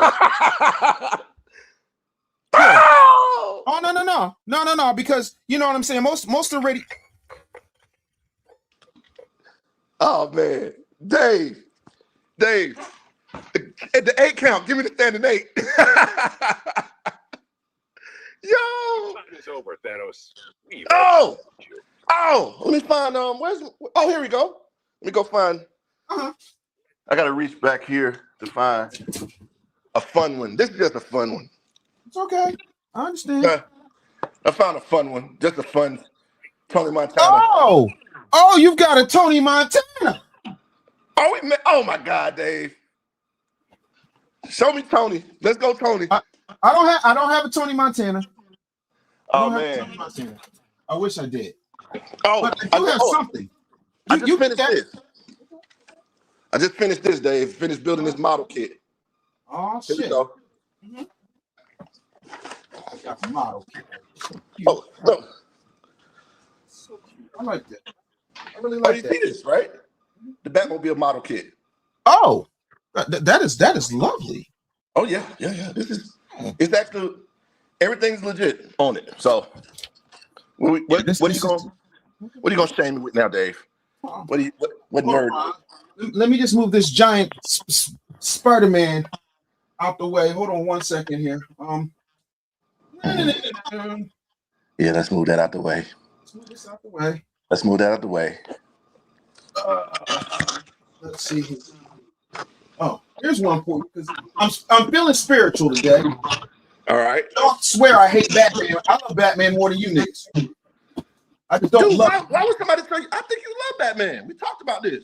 Yeah, I love Batman. I think Batman is cool. I just think that Batman has some fundamental flaws because Batman has not had the therapy. Look at this. I'm just dropping shit. It's just falling off the shelf. Oh, yeah, Dave. Mint condition, hardcover, Batman '89. Yeah. No. It's fine. It's okay. Oh, no. Here we go. Never been open. Superman, Volume 3, New 52. Oh, you got a New 52? Yeah. Hey, I got DC for days. Yeah. I don't think DC movies, but the animated, like you said, is amazing. The animated is something.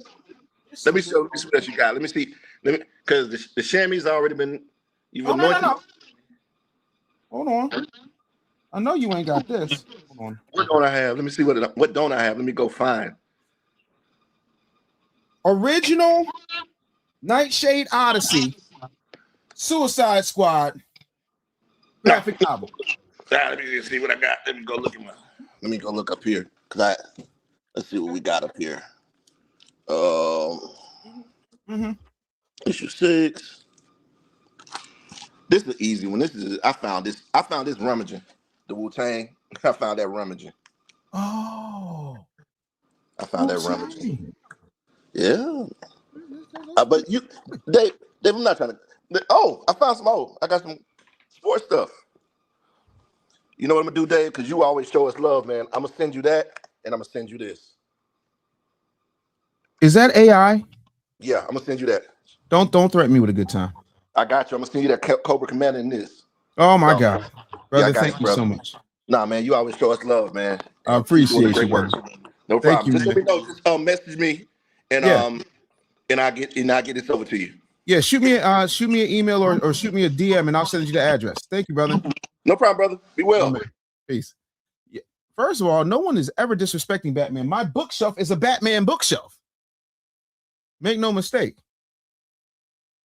Make no mistake. My bookshelf is a Batman bookshelf. Let's not get that twisted. Batman is a criminal. Not only is Batman a criminal, Batman is just as insane as the Joker. He dresses up like a bat. He's never come to terms with the fact that his family was killed. He is a billionaire who walks around saying, "I'm vengeance, I am the night, pray to me." And Batman nuttier than hooker spit.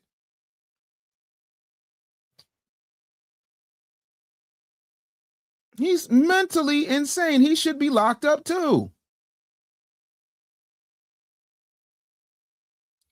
Batman is the Tony Stark of the DC universe. He does too much. And it's all for the name of whatever he thinks his code is. Man, go on. Oh, yeah, by the way, Battle World Marvel Zombies, like, please don't play with me. I'm him when it comes to these comics. I got trade paperbacks for days. Oh, if y'all want some black nerdy shit, hold on.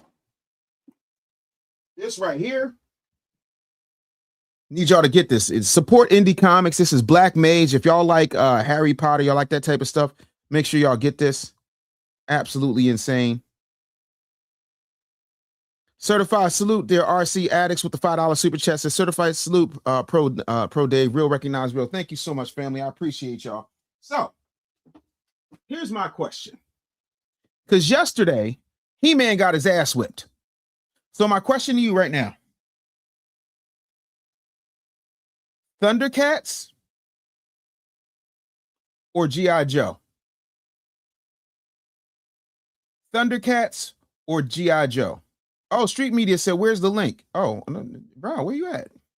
Link is always the same, the diasporawars.com. That's always the link.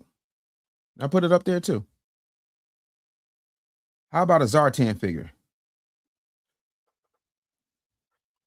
I don't care what nobody says. Heath Ledger is my favorite Joker. And I was a Jack Nicholson purist up until 2008. I finished sending out all the promos to the affiliates for Ricky Smiley. And then because we used to be in, it's not even there no more, Dallas. It's a place called the Valley View Mall. And I would walk out of the radio station and walk right upstairs to the movie theater. And I sit there and I watched it and said, no, I kill the bus driver. Yeah, listen, Heath Ledger's Joker, amazing. Why so serious, son? Batman do be giving out some tethery energy at times. That's a fact. He does a lot of tethery stuff. He do not be on code. You know how to take out the Justice League. You've literally fought Darkseid, and you can't figure out how to keep the Penguin in Arkham? Somebody make that make sense to me. You that damn bright, you plumb dumb. No. Lex Luthor is no different or no better than Batman. Batman just has better PR.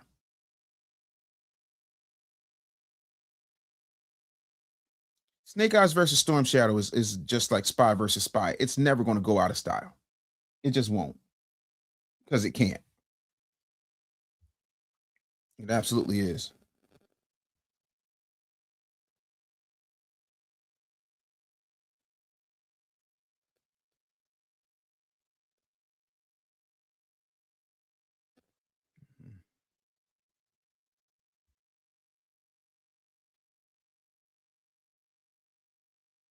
But I'm trying to tell y'all, that to me is the biggest thing in the world. This October, will you be at Comic-Con? The one in New York? Most likely. Most likely. Pockets. Yeah, I can't imagine it being anything other than that. Like, I love Comic-Con. I'm thinking I'm either going to come as Killmonger or Black Manta. I'm not sure yet. You know, I also like, I kind of want to do some type of variant type of situation where maybe I do like, because I did one comic fest where I came as M'Baku, but with Bruce Lee's powers and an Infinity Gauntlet ring. It was a crazy mashup costume. I absolutely loved it. Thundercats all day. No, Dave, I'm gonna need DC to run me my Wonder Twins movie, Gleek included. See, I'm with you on that, Taz. I think that the Wonder Twins, especially if you really maximize their power set, I mean, one can become an animal and one can do all types of water stuff. Form of an ice dagger. I don't know why they don't ever have like an ice nuclear missile. Like, this is the stuff I be thinking about. It's a lot of people saying Thundercats, and we got some G.I. Joes up in here. Here's my issue with G.I. Joe. And I know y'all gonna grind me up about this.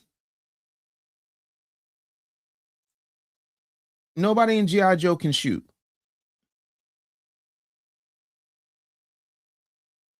How come the president just don't get rid of G.I. Joe by simply nuking Cobra headquarters? It can't be that hard because they keep finding them out.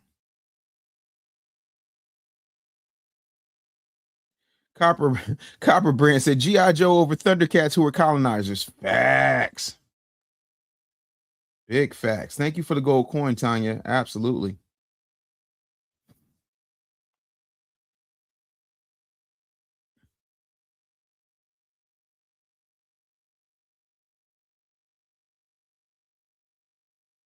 Al said, I got 8 minutes before I can make sense of things. I hate you so much. Years ago, I damn near had all the G.I. Joes and got them out of storage and gave all my old toys to Goodwill. And I had Transformers, Thundercats, Silver.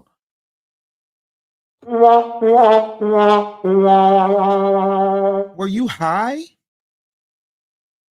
Are you crazy? Why would you do that? What up, Just Too Jazzy? You better thank a YouTube member. Lex Luthor is smarter. You better thank a YouTube member. Absolutely.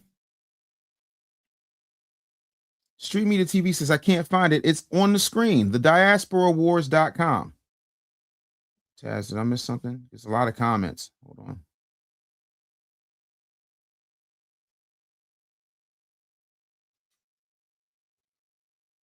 Yeah, no, definitely need them. Yeah, if that was it. Yeah, no, I got it.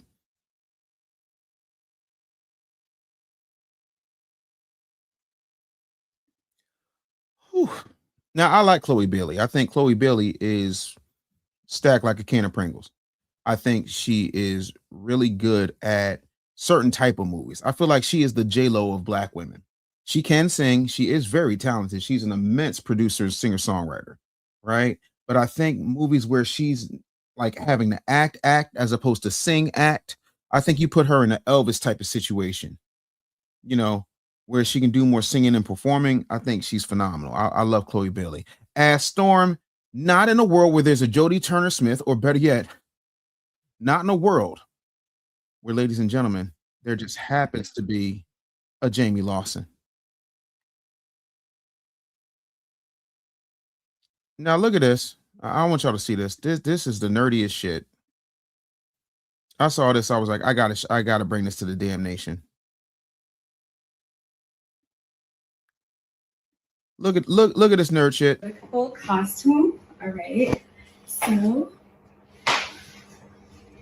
you see, and it can move a little bit. So if I want to like turn it that way, it can. But I think it balances better when I turn it a little bit inward.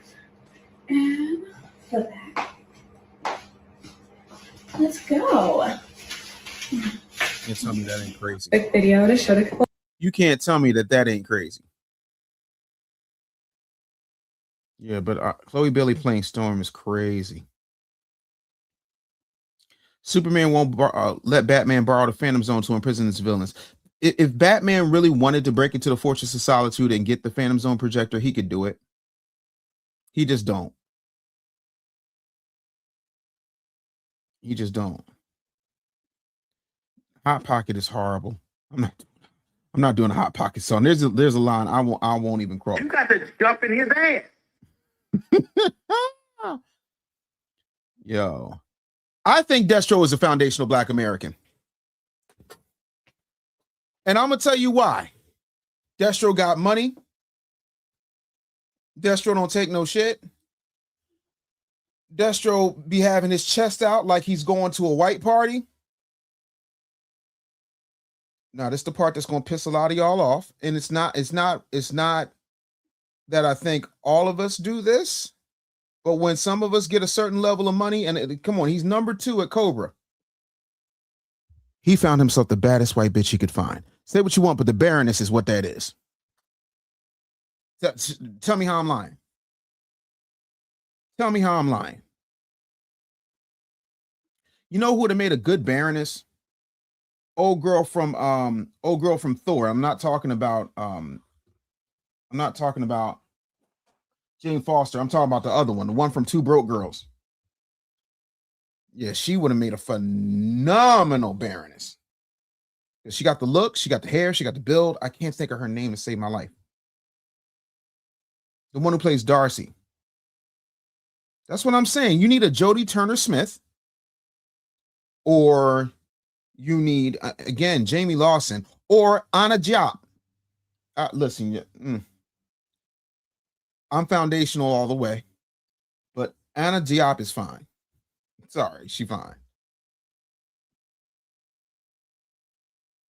I created Bat America. It's on YouTube, not Bat America. That's wild. Hey, everyone, caught another live. What y'all talking about? We talking about nerd shit. So I talk about nerd shit. I talk about current events. I talk about politics, policy, fun, business, pop culture, all that kind of good stuff. That's what we're here for.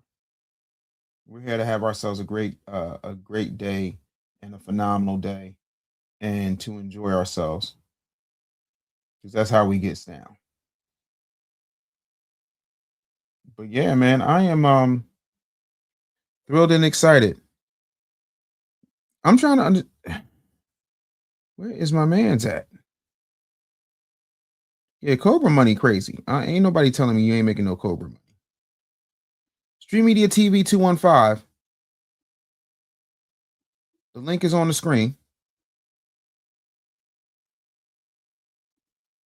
I'll even put the StreamYard link in the chat for you, good brother, so you can just click on it. I think that's the problem. Here we go. I'll put the StreamYard link in. GoBots is trash. I'm sorry. GoBots is trash. Yeah, I'm like, I saved my locks, so I might just do like some type of like lock wig with my locks and do my Killmonger joint. Give myself a good fade. Disco Kryptonite, you're part of the Macho Verse? Do y'all not know about the Macho Verse? Ooh, yeah. The Macho Verse is crazy work. I love the Macho Verse. But yeah, I think a Thundercats movie needs to happen. Brooklyn Queen, thank you for the sunshine. Dave, who would you get to play Tomax and Zaymont? One person. There's only one person I think who has the range, the ability, the look, and the build to do Tomax and Zaymont. And that person happens to be Armie Hammer.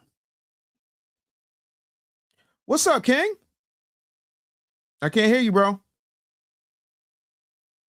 Yeah, what's going on? I couldn't find that other link at all. Yeah, no, it's all good. I wanted to. Oh wait, before we start, because we on shout nerd out stuff, urban right? nerds. Shout out urban nerds. Yeah, we on nerd stuff. I'm on nerd time too, every day, all the time. I got a question for you, real quick, right? Yeah. I posed this question to some of my fellow nerds. We was having a debate about civil rights, and I asked you this: how come? If me and you walk through Philly right now, we asked that we went in the church, we went in the barbershop, we went on the corners, we went in homes, and we asked the average person, would they know who A. Philip Randolph is? What's the percentage of black people who would know who he is?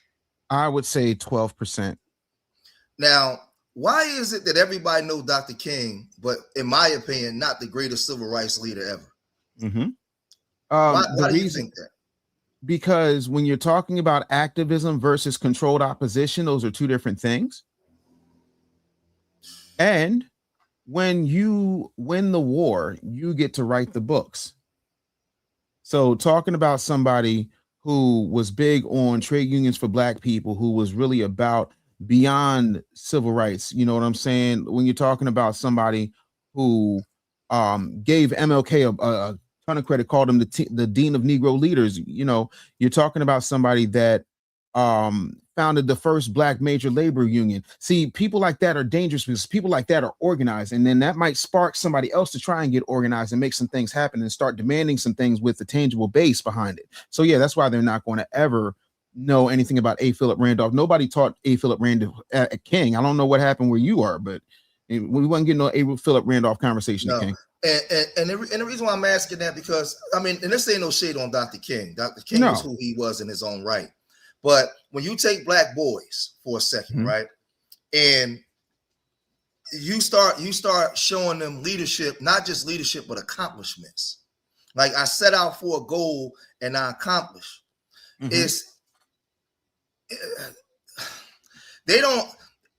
stuff is deliberately done. But I'm gonna take the white man out for a minute. I believe black folks are responsible for doing this. How many times you see these major black platforms, they ever invoke A. Philip Randolph for anything? No. Never. And the thing is, he organized the march in the 40s on DC, and he was the senior advisor and the march for the one on 63. He was Dr. King's old head. He was the one that got the executive orders of he forced FDR to for executive order 8802 banning the defense banning discrimination in the military. That was him, right? He went against when we talk this FBA stuff. I want a lot of y'all young people to understand something. In his early years, he was a restrictionist. He was the main person that got damn, I'm talking today and my brain is like he got Marcus Garvey kicked up out of here. He was the reason Marcus Garvey had to skedaddle. He was a restrictionist. He was calling out those West Indians and all those back in the 20s. That's it. Right? He was the catalyst for a lot of the FBA talking points that we use for our lineage. And go back to A. Philip Randolph. That part. He was at the head of that. So I believe the same way they did Martin Delaney, they try to write him out of history, man. And I don't expect the W man to talk about him, but our people don't even talk about him. Yeah, and that's the problem. And this is the thing that I tell our people, and I'm very respectful when I say it, but it's still very factual. You can't in one breath say that the white man is your oppressor and that the government is your problem, and then get mad about them taking Black history out of the schools when you rely on state-sanctioned babysitting of your so-called oppressor to educate your child about who they are. That is your fault. That don't make no damn sense. Yes. And we talking about a man that's credited, not me saying it. He's credited with creating a Black middle class when he secured that Pullman agreement in 1937. Yeah, for the Pullman. Yes. Yes. First Black major union. The end of the conversation. And that's what I'm talking about. Don't tell me nothing about what you doing in this, that, and the third, and you got an after school gym program. This man unionized the biggest labor group in Black America and got them equal footing. Like, this is why I think it is so important for Black people to read. Yes. And like for me, like when it comes to history, I'll be on nerd time for real. So I pose those kind of questions and I ruffle feathers. Oh, you saying Dr. King did not? I never said that Dr. King didn't do this. But there's a reason why. And I even use this example, right? A lot of times people like to talk about Khalid Muhammad. They talk about Malcolm X. They talk about Farrakhan, but they don't mention Elijah Muhammad. Oh, no, they wouldn't dare mention Elijah Muhammad. No, because they don't exist without him. And I'm not even dealing whether you like them or not. What I'm talking about is people with an idea that's nothing, and then they create something that becomes something. So when we see Dr. King, he was a great orator, right? He was a great speaker, making moves, but behind the scenes, A. Philip Randolph was the one moving the needle. Yeah, but you know what they will do? You know what they will do? They'll make are you being Black right now? Bishop George, are you being Black right now? Was that the smoke alarm? Oh no, somebody's coming through the door. No, that's my daughter coming in. I was about to say, bro, because you was about to get lit up if you're smoking. You can't say shit if you're smoking alarm. Bro, but here's the thing. They'll make a whole. That was my daughter coming in the house. Bro, they will make a whole, watch this, because this is the part that's going to piss everybody off. They will make a whole Netflix series about Bayard Rustin. Yes. Because he was gay, not because he was Black, not because he was one of the main forces behind the March on Washington, but that's how they like our Black leaders. They like them cucked or fucked. Respectfully. That's how they like us. They don't want any leader that is good. That's why they had such a problem with the Nat Turner movie. And to this day, every time I see Nate Parker, I want to kick him in his throat respectfully, because Byron Allen was like, let entertainment studios have it. We will distribute it, because he had the distribution channels, because he was just coming off of 47 Meters Down. Byron Allen had the actual playbook, and Nate Parker would still be working today had he listened to Byron Allen. But what did he do? He took that damn Birth of a Nation over to Fox Searchlight. And you know what he's doing right now? Making deals with David Oyelowo. Ain't been seen since. Wait a minute. Yeah. That's how y'all say that? Oyelowo? That's it, right? David Oyelowo? Yeah, and remember, he was going against Phil Randolph was going against Du Bois and them at that time. He was calling them elitists. Mm-hmm. He was saying that they was elitists, and and remember, he was the one also. See what he did with FDR that got executive, and I tell people, look at these executive orders up, right? 8802, but he also forced executive order 9981 in 1948 when he formed the League of Non-Violent Civil Disobedience Against Discrimination in the Military of our people. That was him. That wasn't Dr. King and they Rustin. That was him. And see, remember, this 1948. This was before Dr. King. He was already putting in the work. So my whole thing is, the reason why I'm bringing this up, and when I'm on my urban nerd, is they give us in our communities. We got a lot of good speakers, but not a lot of doers. And we emulate people that can articulate or speak good, but we're not emulating the people that's actually creating those people. See what I'm saying? Yeah. So my thing is, I love Dr. King when he speaks. I can listen to Dr. King talk all day. Absolutely. Right? Absolutely. But I'm learning now I'd rather study A. Philip Randolph. Amen. Because he was the one. He was the one putting boot to ass, and he had them W folks on edge. They was more afraid of him than King. Absolutely. Because he was getting stuff done. Like what I'm saying is, there's no middle class without him, right? No, he was the one to help segregate the military. He was put in the work, and I just want young Black boys and girls to understand who our people was that was behind the scenes, that was actually getting executive orders put on before we had all these protections from federal government. Because see, you guys can read the Civil Rights acts, but y'all don't know the executive orders that's on the books that's supposed to protect us, that the feds don't enforce, because a lot of our people don't know them, and the Democrats are not going to invoke them to y'all where y'all can know to push them.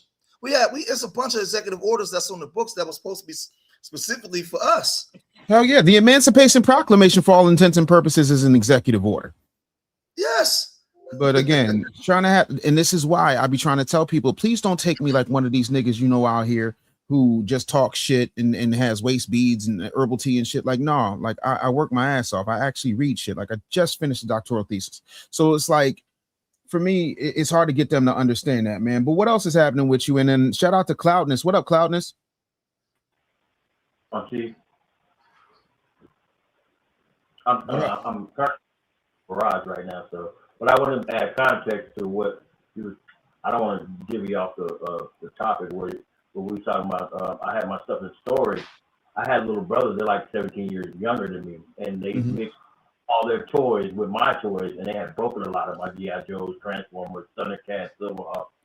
So when I came home and seen all that, I just was like, man, I could have put some of this stuff together, you know what I'm saying? But I just took my comics and my basketball, baseball, and hockey and all that collection. I just took that out, and I said, well, I'm gonna bless somebody else with the toys, and I sent them to Goodwill. So that was what that. I wasn't smoking, I wasn't crazy or anything. Just that. Yeah, no, I feel you. I definitely feel you there.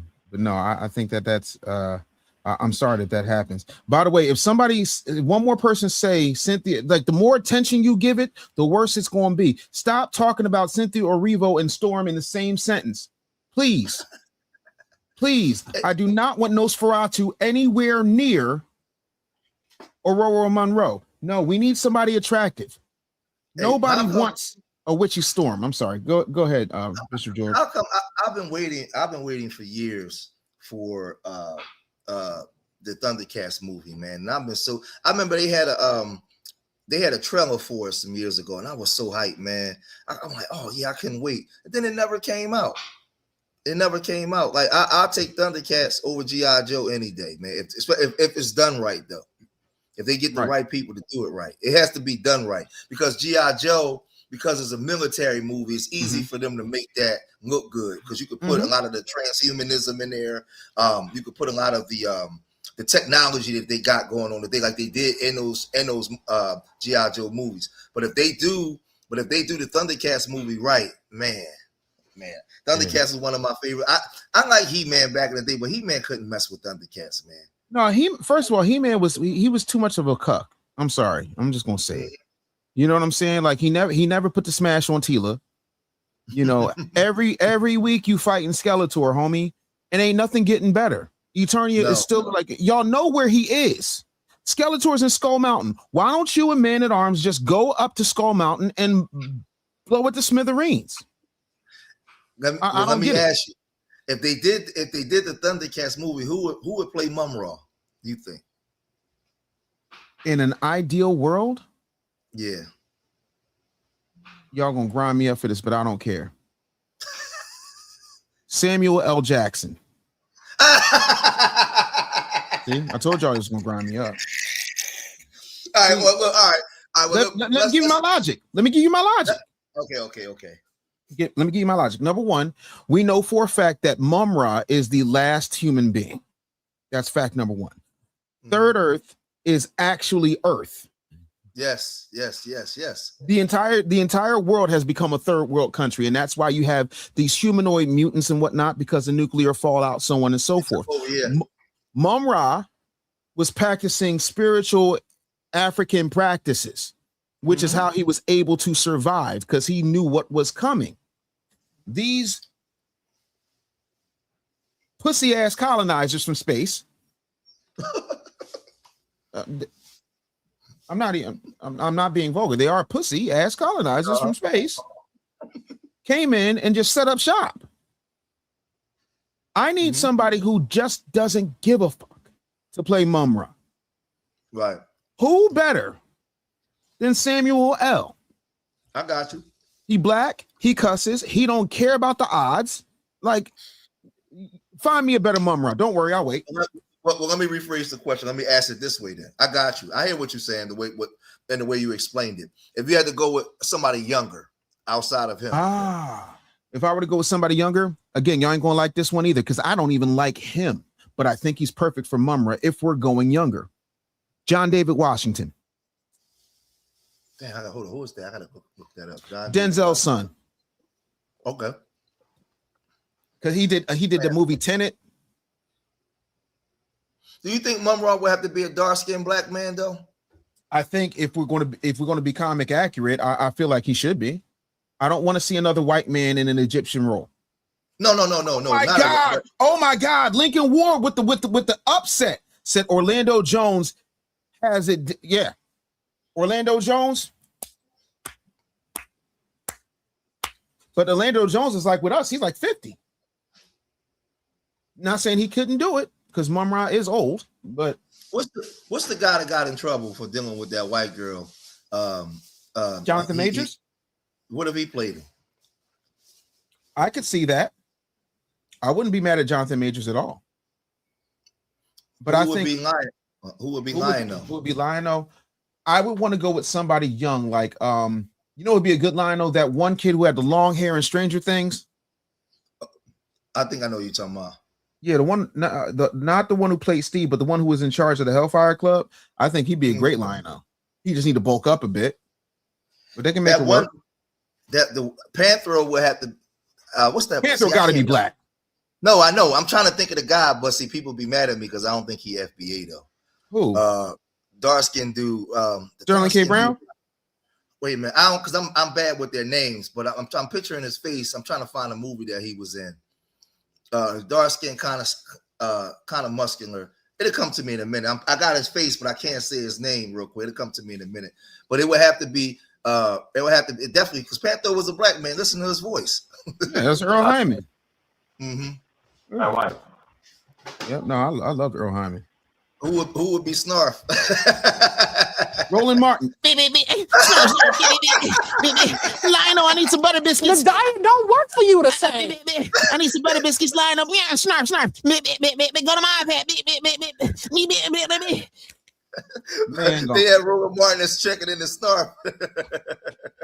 bro, you could take my money right now if Roland Martin signed up to be Snarf. You could take my money. Who's playing Shatara? Jade Cargill. What's the name could have played? Holly Berry could have played her, but she's too old now, I think. Holly Berry is too old. If you were going with somebody older and white, and you wanted to go that route, who's not that old but old enough, Scarlett Johansson. If you got to have a white girl. Or what's the girl that's Dominican but don't claim she black? She was Zoe Saldana. She could be Chitara too. Mouth. She don't have a body. Okay, she don't have enough body. She too it's not that she don't have anybody. She's slim. I need somebody. If you're gonna be like, I want Jade Cargill. Jade Cargill got a 6-pack. Jade Cargill is thick in the thighs. Jade Cargill, respectfully, yeah, I mean, she pat. Or yet another role that Jamie Lawson could play. Who is what black female actor you think could play that? If we can think of. Yeah, Jade Cargill is black. Okay. Jamie Lawson is black. Okay, they fit that mold. They filled that mold. Wiley Kit and Wiley Cat should be the girl, Jack and Diane from Blackish. I know what you're talking about. I think that would be great. I want them to do that. Yeah. Oh my God. Isaiah Washington would be a great mom, right? Isaiah Washington, Orlando Jones. You know. Oh, Bianca Belair could be a great Shatara. Shatara as well. See, because who they get to play Mum Raw in that movie would it determines the whole thing. It determines the whole movie. It has to be somebody that whoever plays that role has to be captivating. It has to make they have to be so good that they take you into your nostalgic time. It has when you see Mum Raw, it has to take over the movie. Yeah, he's got to be bigger than Darth Vader. Like it's got to be that level of of talent. Whoever they got to do that movie, but you would, because to me, doing G.I. Joe is easy. It's like doing Transformers. It's easy. You know they're doing a Transformers G.I. Joe movie, right? No. How? Yeah. How the hell they gonna do that? I don't know, but the last Transformers movie, the Puerto Rican boy, you know what I'm talking about, the one Puerto Rican boy, he in every damn thing. You know who I'm talking about. I can't think of him, but he's God, why can't somebody said Coco Jones can play Chitara? Coco Jones can play any damn thing she wants. Let me ask a question though. I agree as a black man, but would white America want to see that for people to tune in to watch it? That's the issue. I mean, do you? Okay, I'm going to answer your question with a question. Do you think that the reason Masters of the Universe didn't do well is because Idris Elba played Man at Arms? I would say no, because Idris Elba and the Thor, he was the guy that stood at the gate, and he was just as important. But Idris Elba is like a household name that America fell in love with. Yeah, they love him. Yeah, you put Coco Jones as a beautiful black woman in the position of like a Chitara. But I don't know how that would fan. Now, me, I would support it, but people outside of us, I don't know how they would support that. Somebody said, what happened to the actors from New York Undercover? Well, Malik Yoba out here, you know what I mean, getting diddled. Yeah, we're talking about he like trannies. He like the trannies. And so, I mean, but that figures because he's got ashy elbows. And ain't he Jamaican? I don't know what he is. Yeah, I know he's not foundational. Well, if he is, he wouldn't be over there talking about no trains, because they don't play that down there. But again, there are, and that's why they're here. There's some that, you know what I'm saying? Okay. Right. That's why he left and came here. That's all I'm saying. You are gay. That's all. Oh my God. But yeah, I'm trying to tell you. Somebody said Tiana Paris not in the mix. We can't even get Tiana Paris to play goddamn Photon. What the hell happened to Tiana Paris? I know she's over in the X-Men universe, but can we make it snappy? Because her and the girl who plays her mother, both of them fill out superhero costumes in a way that ought to be illegal. Respectfully. Hey, let me ask you this question. Because I got my characters for my urban nerds where I'm the Black Kakarot. Do you think that they would be able to make a Dragon Ball Z movie? They tried it. It was trash. They'll never do it again. It was trash, right? You remember that? You remember the original? Did you see the yeah. My son and them had that. My son had it, but I didn't even watch it because they said they didn't like it. Why Albie Chill say Malik Yoba is fruitational? Oh my God. See that listen, you know our people, we got the best comedians, man. We got the best one-liners, the best every damn thing without even trying. We do. Yeah, I would love to see but I think Dragon Ball Z is better just in cartoon form than in the movie. Yeah, I think so too. The closest I would want to come to a live action is doing it like how Pixar does their type of stuff. Like I think that would be dope. Yeah, that was my favorite, man. Like for a while, man, I was into Dragon Ball Z heavy, man. I like Vegeta. I like Vegeta and I like Piccolo. I like to see. To me, I'm not even. This is going to piss a lot of people off, and I know y'all love his power set. Blah blah blah. I think Goku's a cuck. I think Goku's a pussy. I think Goku whines too much, and he has no bass in his voice. I am a Killmonger. I am a Vegeta. I am a Piccolo guy. I'm not trying to be up here. Oh, I have to train. Oh, you read the Master Roshi. Shut your bitch ass up. Whiny ass. And that's why Bulma got with a real man. But remember, and then Piccolo used his third eye for his powers. And look how he dressed. Everybody know listen, we grew up in Philly. We know Hebrew Israelites dressed like Piccolo every damn day. Out there talking about, and y'all know what time it is. They be like this, microphone in, and y'all know what time it is. Read. And so God said, head wrap, cape, cloak, the whole nine. Piccolo is a nigga. Who you think was the strongest out of the children between like Gohan, Goten, Trunks, and all them? Who you think was the strongest? Oh, Gohan. Gohan was. I say Gohan, but again, MSB 3188. The link is I'll just copy this because I ain't got time with y'all. Man, there it is. I remember when Frieza first came out, he was kicking their ass, man. But I remember when who was that? That was Trunks that came back, right? And sliced. Came back and, he came back and sliced Frieza up into pieces. Bro, yeah, he ain't had this. Trunks was strong, man. Frieza ain't have a chance against Trunks. Not at all. I like the robots, the ones that was killing everybody. I like the robots and I like Majin Buu. Yeah, Majin Buu's crazy. Question for you: have you been watching X-Men 97? No, not yet. Nah. The film. 5, 1, 2, 3, 4. Yeah, somebody said the androids. Yeah, the androids. Androids, yeah. But no, bro, X-Men 97. Shout out to Bo DeMaio. Again, I don't care who you sleep with. I don't care what you like. If you're brilliant, you're brilliant. And I hate to break this to y'all.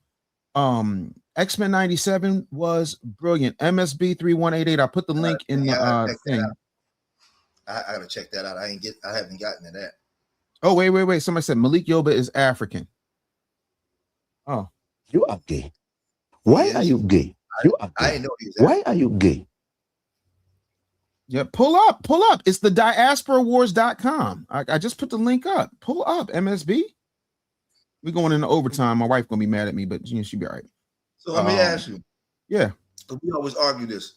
Who was the best villain in Dragon Ball Z? Piccolo. That was easy.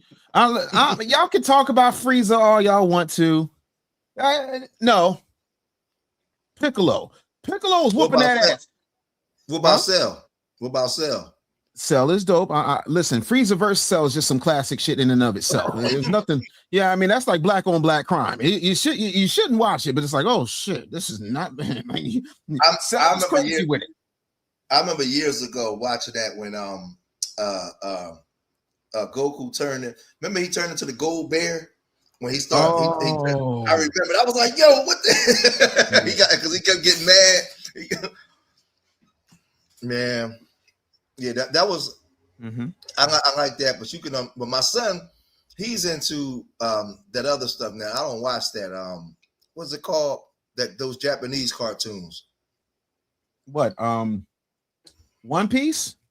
No. It's the name that they call it. Bleach. They be killing each other and stuff, slicing each other up. Anime. Oh, I mean, it's all anime, but I never could get into anime like that. Thank you, baby. So Taz says, I bet y'all didn't know the energy attack on Dragon Ball Z, Kamehameha, is actually the black name of the black Hawaiian king of the 1780s. Yeah, King Kamehameha. We knew that. Yeah, we black. We 50. Like we've been around. We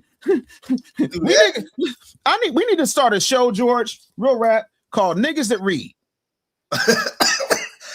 You gotta be coughing. Yeah, I think like something like Niggas That Read and Niggas That Read shit. Something along them lines. Because they be acting, I bet y'all didn't know this. Like you hitting us with factoids we learned when we was 15. So let me ask you. Let me put on my nerd hat. When we look at Star Wars, right, Mhm, and they tell the story a long, long time ago, far, far away. You know, they telling the story. Yeah, long ago in the galaxy, far, far away. Yeah. Yeah, that happened. That already happened. Yes, right? the past. It's the past, and in the past, they got all this technology that that the people telling the story don't have. Right. Correct. So now we're going into the technology age, transhumanism stuff I've been teaching for the last 8 years that nobody was listening to. Nanotechnology, technology that when everybody was telling me I was pseudo, but you see it happening now, right? Because I was on my nerd bag back then. Always calling us pseudo intellectual. Yeah, we watching.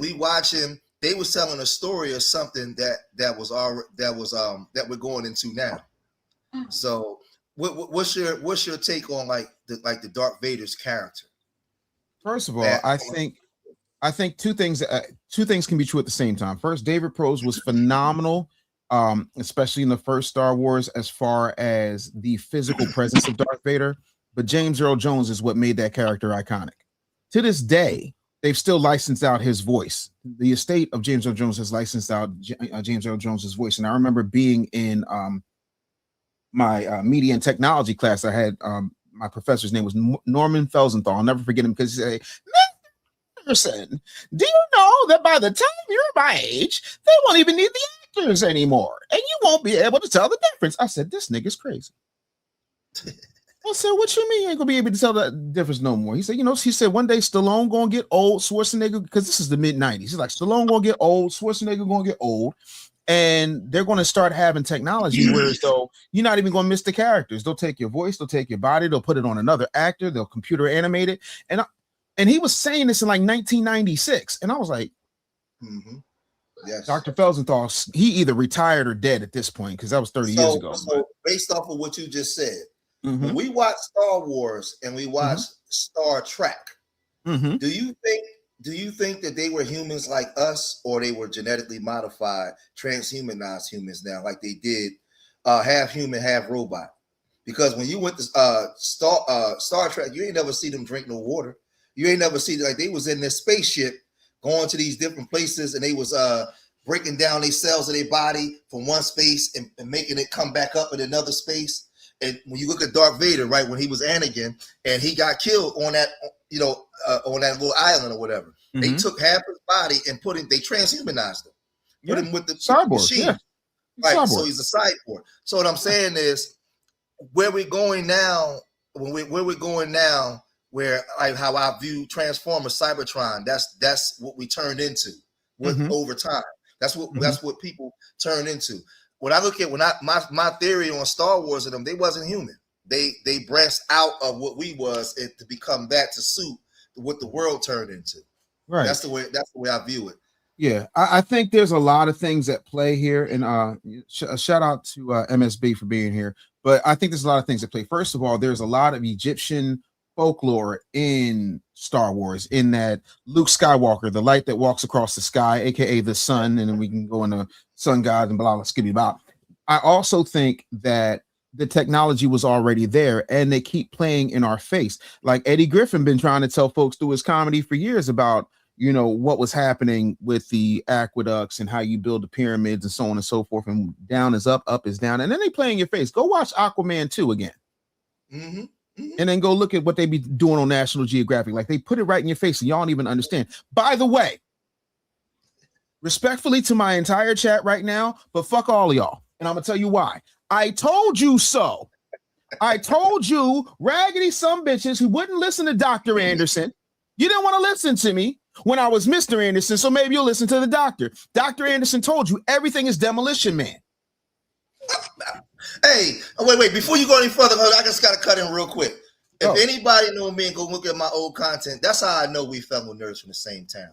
Bro, I've been telling everybody, if you can go back as far as 2009 with me online, I've been telling everybody we're going into the time of Demolition Man. That was situated in 2032. It came out in 1993. Go watch that movie and look at everything that's transpiring right now. So you got people being put in stasis, 1. 2, you've got people now. The government just spent $80 billion of your fucking money. And you ain't have a say in it, but y'all bitching about reparations, but I digress. They took $80 billion, and now they're giving these criminals, primarily criminals who look like us, and they're saying, you got a choice. You can either do, somebody said, Joy Rita Simon Phoenix. I hate my chat so much. I hate you so much. You're not wrong, but can you hold that back for just a second while I focus? Y'all know I got ADHD. Oh, shit. What was I saying? Oh, so they put this chip in you. And they put the chip in you. It takes 7 minutes. And in that 7 minutes, they can rehabilitate you. You can do 30, 40 years of prison time. And when you come out after that 7 minutes, you will have had all the memories and the emotions and so on and so forth. Now, everything is not Taco Bell, but look at how many KFC Taco Bell hybrids there are. Look at how many restaurants have consolidated. Look at the fact that now, when we were kids, and y'all know I'm telling the truth, when we were kids, McDonald's used to be shaped like the Happy Meal box. They had a playland, all that type of shit. The land for McDonald's has shrunk, and everything is a box so that they can automatically strip it down and resell it so it does not lose any resale value. Everything has been consolidated. Amazon, MGM. All owned and controlled by the same people, so you have nowhere to go. And they're getting rid of nationalities, genders, everything. When you see the people under the stairs, like trying to get food, everybody was under there. It was the people that rebelled against the so-called chip or whatever. You had the people upstairs and the people downstairs, right? All that stuff is happening right in front of your face. And I tell people all the time. Maybe wanted to say hi. You got to study the 2030. You got to study the 2030 agenda. What's on the 2030 agenda? Global 2030 UN. I've been teaching the UN global UN 20. Listen, when I was in 2017, when I was teaching the global UN agenda, Pan-Africanists was coming on there and lighting my ass up. Boy, they was tearing me up. And they was calling me that's crazy. Because your mastications were not lining up with your constipation, and then your manipulation had nothing to do with the constellations about Orion's belt, my brother. Yes. And they were saying I was pseudo, and I was like, bro, this is a UN. This is coming from the UN, not me. I can give it to you. I'm telling you.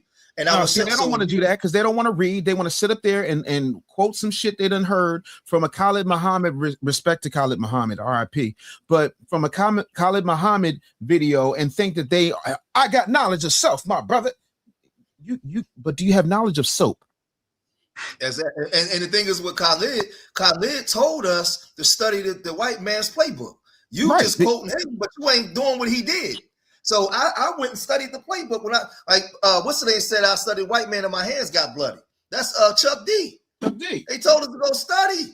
So when I was showing the UN 2030 agenda of what's coming, you could see everything that they're doing for 2030, 2032, all the way up into 2040. And the way they 100%. implement these things, man. And people just they sleep at the wheel, bro. Bro, because they don't want to be anything other than that. Real quick, the Iceman with the $10 super chat said transhumanism is absolutely their objective. All systems go towards that end. Look at everything from the lens of how this could work to how this could relate. Mechanizing humanity. 305B1 cut the check all day, every day. Appreciate you. MSB, what's up, big homie? You've been sitting here patiently, man. What's going on with you? Yes, sir. Yes, sir. Congratulations, Dr. Dave Anderson. I really appreciate your work. And thank you, brother. I was watching you yesterday when you had put us on and let us all know, that you are now Dr. Dave Anderson. Yes, sir. I got a question. I'm not going against anything that you're saying. Sure. I respect it. I value it. I'm an American. I'm an indigenous American or Aborigine. I recently did my genealogy, found my people's names on the all Dawes Roads from my maternal side. So I get what's happening. My mother married a Nigerian. I have brothers that are, different fathers, same mother, half brothers, if you will. Their father is Nigerian.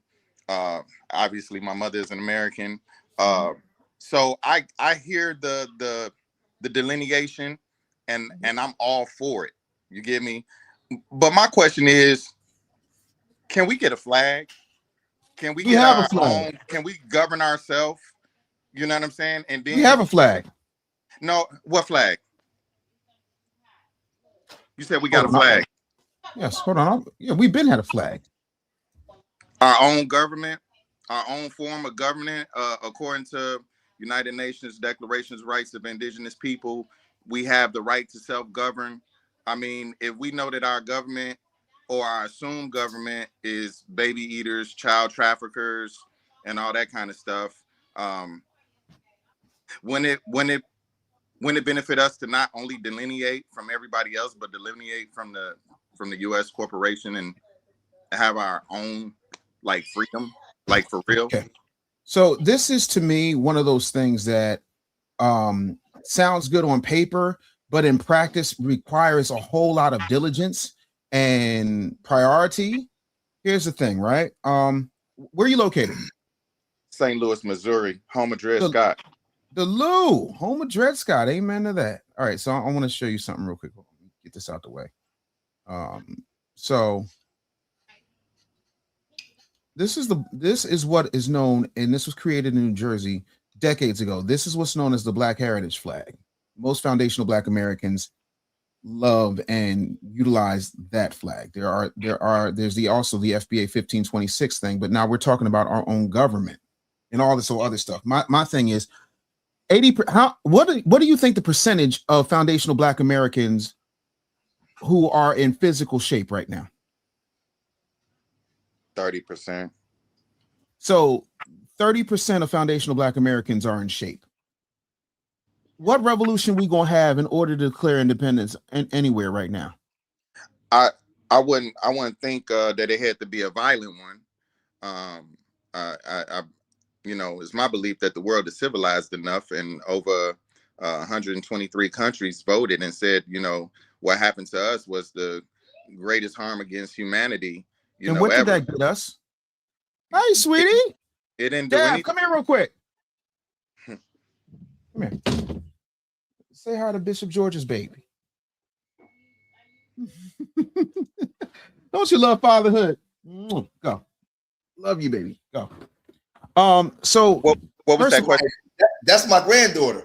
That's your granddaughter? Yeah, yep. Yeah, no, you older than me. I keep forgetting. You know what I'm saying?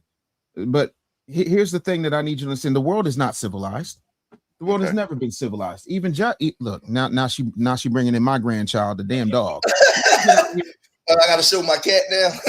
No, do not show your cat. Oh, wait. That's some rolling shit. I'm sorry, that's some rolling shit. Oh shit. No, don't want to show your cat, sir. You got to jump in his ass. But no, my thing to you is, even Thomas Jefferson said that every once in a while the streets have to run red with the blood of a tyrannical government. There has never been any movement up to and including the civil rights movement that did not come without some violence attached to it. We are not organized in that type of way. One. Number two, how many Black banks are there right now? Without Googling it, tell me. I wouldn't know off the top. Exactly. So let me educate you. So that's 23 black banks. Out of those 23 historically owned black banks, 17 are about functional. Out of those 17, 80% of them are not on the financial level of a Wells Fargo, a Chase, a JP Morgan, any of that. So we don't have an economic power center in order to fund that level of growth. Now, when it comes to that, how many foundational black Americans own land percentage-wise? 1%? No, less than 50. About 46 to 48%. So let me make sure I'm understanding this. We're fat. Our money's all over the place. It only stays in our community for about 6 hours. We only have half of us, by and large, just to round it up, make numbers nice and even, have any type of land. Now, percentage of foundational black Americans who are trained and have weapons. No. Yeah. Yeah, less than 10%. So again, tell me how we're going to get to all this governance when we can't even show up at a city hall to have a conversation with the city council, town council, leadership, school board to make sure that our communities are governed and policed by people who live within a 5-mile radius of the community. But now you're going to talk to me about it shouldn't be that hard and it's civilized and so on and so forth. And when I say that, I'm not coming at you. I'm just saying we got to start thinking logically about what we're saying before we say it and look at what it comes down to in practice. We love talking about that 1.7 trillion in buying power, but you know what we don't do? We don't do what I call left eye math, which is we love the addition, which is the 1.7 trillion. Now here's the subtraction. Out of that buying power, you got to eat. You got to pay bills. You got to pay your rent. You got to go to work. You got to buy clothes. You got to pay for school or childcare. So once you subtract all of that, you're probably in the neighborhood of about $500 billion, which is still a lot of money. But yet and still, in your house right now, if we were to just go through your house, how many things that you have that are major necessities are black owned and operated? Is your water? No. What about your communication? Do you have a satellite phone? No. Name the foundational black American satellite company. I don't know one. Okay, what about the electrical grid? Do you have an electrical grid? No. Do you have solar power on your house so that you can harness the power of the sun? Not at all. Cool. How many push-ups can you do before exhaustion? 50. Yeah. You understand what I'm saying to you? We're talking all of these things, but we're not talking from a logical perspective. Can I say something too real fast? Sure, knock yourself out. We all saw in 2005 when the levees broke down in New Orleans, right? Right. And I came under fire because I just told the truth. I don't like to lie. I told the truth. We like to scream white supremacy and call out this white man and he's the worst person on the planet and everything, right? But you know what I saw? I saw the Cajun Navy and a whole bunch of non-black people on boats going through there saving them black people. Where was the black church? Where was the Nation of Islam? Where was the Hebrew Israelites? Where was the black power structure with money based off of what you're bringing to the table, my brother? Where was these black people that will be equipped for us to separate, to go down there and save our people? Those same people that call us all kinds of names was on boats going down there, pulling us out the water, alligator-infested waters. It wasn't all those mega churches in the South, not near one boat. A black man was on them goddamn boats down there pulling them black people out of that goddamn. Yeah, because Bishop Long was over there diddling little boys, but I didn't see him take a speedboat to New Orleans, but I did see Sean Penn. Right. That's what I'm saying. Those same white people, and I'm not saying that to say that we gotta kiss their ass and we owe them anything. No, the point I'm making is based off of what you said. It should have been 40 Nation of Islam boats down there. It should have been 150 black church, mega church boats down there with black men with boots on and their sleeves rolled up, ready to get in that water and get them babies up out of there. And I didn't see it. Nope. I also didn't see Roland Martin. I didn't see Joy Reid. I didn't see Don Lemon. I didn't see any of these so-called media professionals down there. Now I saw a bunch of people raise some money so that they can go get pallets of water, and worrying on television talking about, oh, don't call them refugees. People who seek refuge are refugees. That's what the word means. But because we don't have a mastery of the English language, we get caught up in feelings and don't deal with the ceiling. And that's what I'm talking about. So I'm trying to understand where I have gone wrong in saying that we have a lot of work to do before we get to what it is that you're talking about. I don't think that you went wrong anywhere. I was just curious, because I hear, us.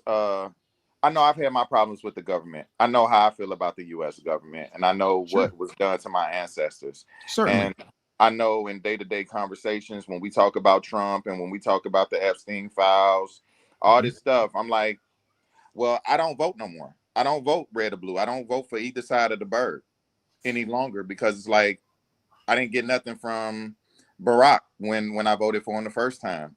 I surely thought we was gonna get something the second time. But nothing happened, and I was like, it's no use to even vote. I'm just okay. Let me ask you a question. Stop right there for just a second. How much money have you donated to politicians and political campaigns? None. Thank you. Everybody else but black people understands that politics, the people are like, well, you're a business guy. Why are you always talking politics? Politics is business. Yes. These people are bought and paid for. Uncle Claude tried to tell y'all, the original Dr. Anderson, Uncle Claude tried to tell y'all these politicians are for sale. You didn't hear him. A few years ago, Kanye sat down and told Big Boy to his face, politicians are for sale. Y'all didn't hear him. I have been saying the same thing. And I don't mean buy them like they're in your back pocket, but there are politicians right now, like unlike a lot of people, I can literally pick up this phone right now and call the president of the city council because I've been supporting him financially, emotionally, and politically with my platform for almost 2 decades. If you don't have somebody in a position, you going to vote for him, you're just faceless John Q. Public. You're just one of many.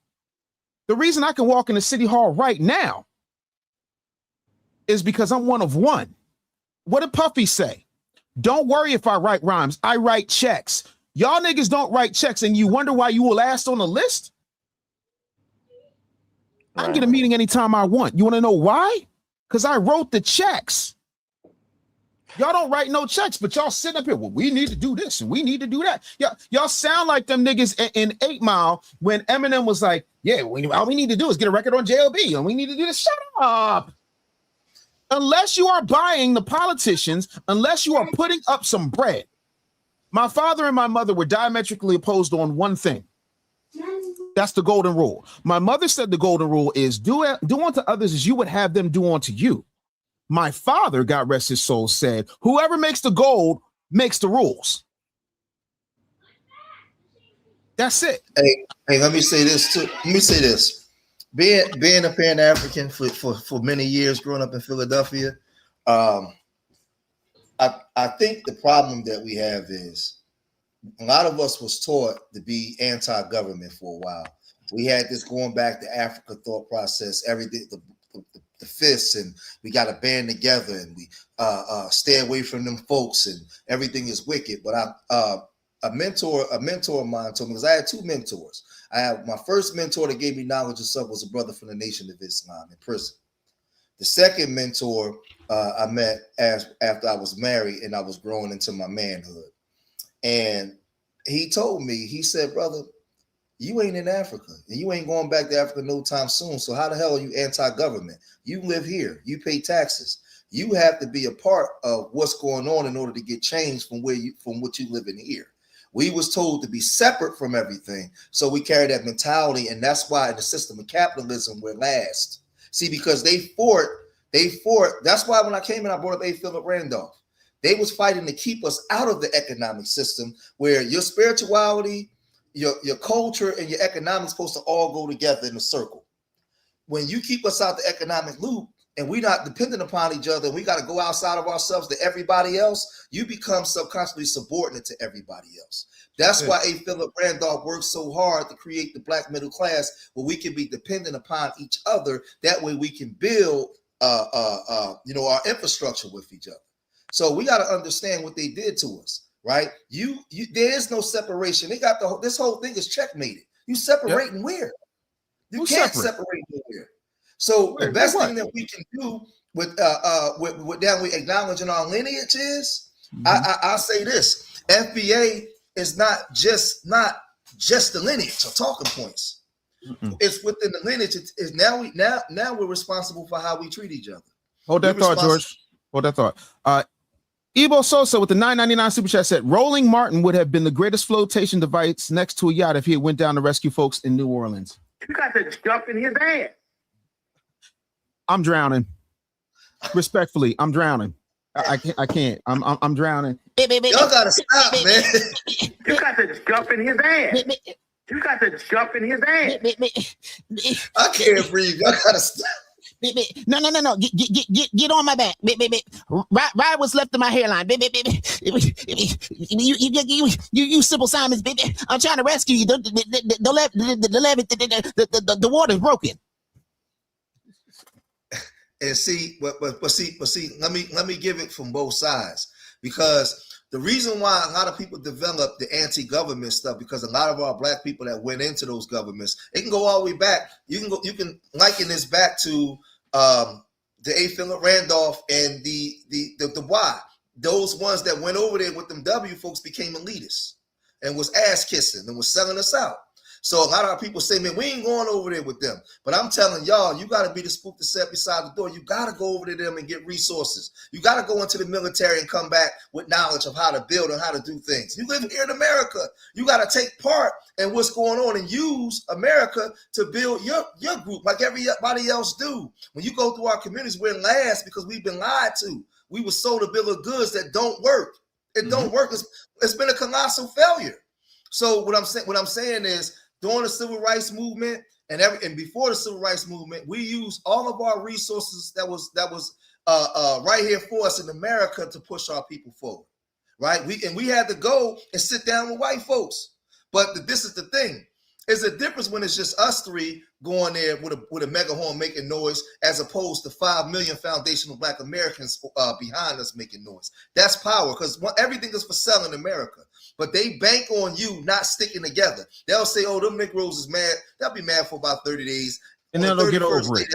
They'll get over it and go back. So everybody knows that, and that's the way they view us. And because we haven't been able to pass down any commerce generationally, it's broken us up. And we don't know how to treat each other in a system of capitalism. This thing is about money. It's masked with race, right? But it's about money.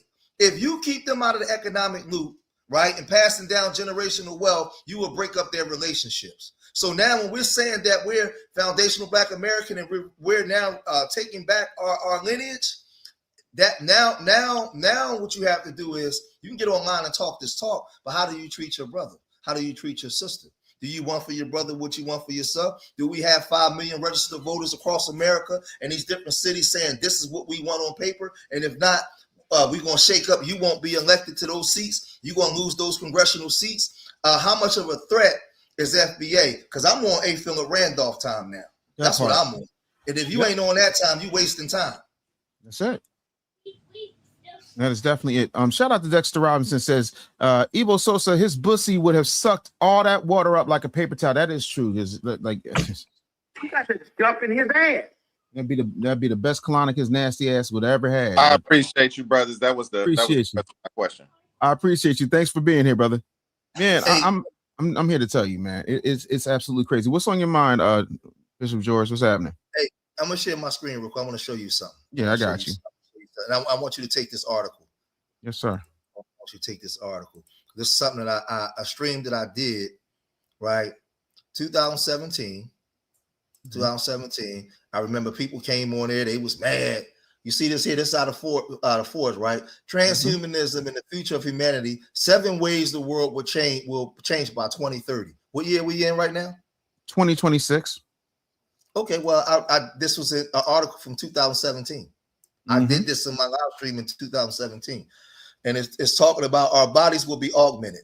Oh, they're already talking about nanotechnology and putting chips and everything in your body already. They talking about Neuralink where they run a Neuralink in your brain, so that way they can see your imagination. See, they already can commandeer your thoughts, but they can't commandeer your imagination. But that's some real another nerdy conversation. Y'all ain't even ready for that. I mean, we get into the power of imagination, and never mind. That's our bodies will be augmented, right? Our thought process will be faster and more transferable. The reason why our thought process is faster and more transferable because everything is sped up now. We've gotten away from the process of things. Everything is given instantaneous now. It's the microwave era. Back in the day, you had to go to a file cabinet to find my name. Nowadays, it's just quick Google. But you don't understand, when they take away the process, they shutting down your brain. Yeah.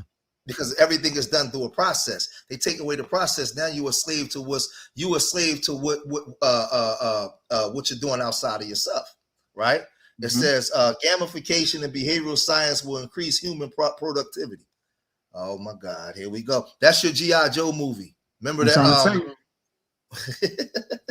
We will be more empathetic. No, you won't. You're only going to be more empathetic because of what you said about them putting those chips in you, and they can control the way you think, your emotions, and everything else. Trying to tell you. We will see the emergence of extreme personalization and customization. That's it. Business practices will shift significantly. Did you see what they just put out there with YouTube by February 2027? Yeah. And they making everybody sign it.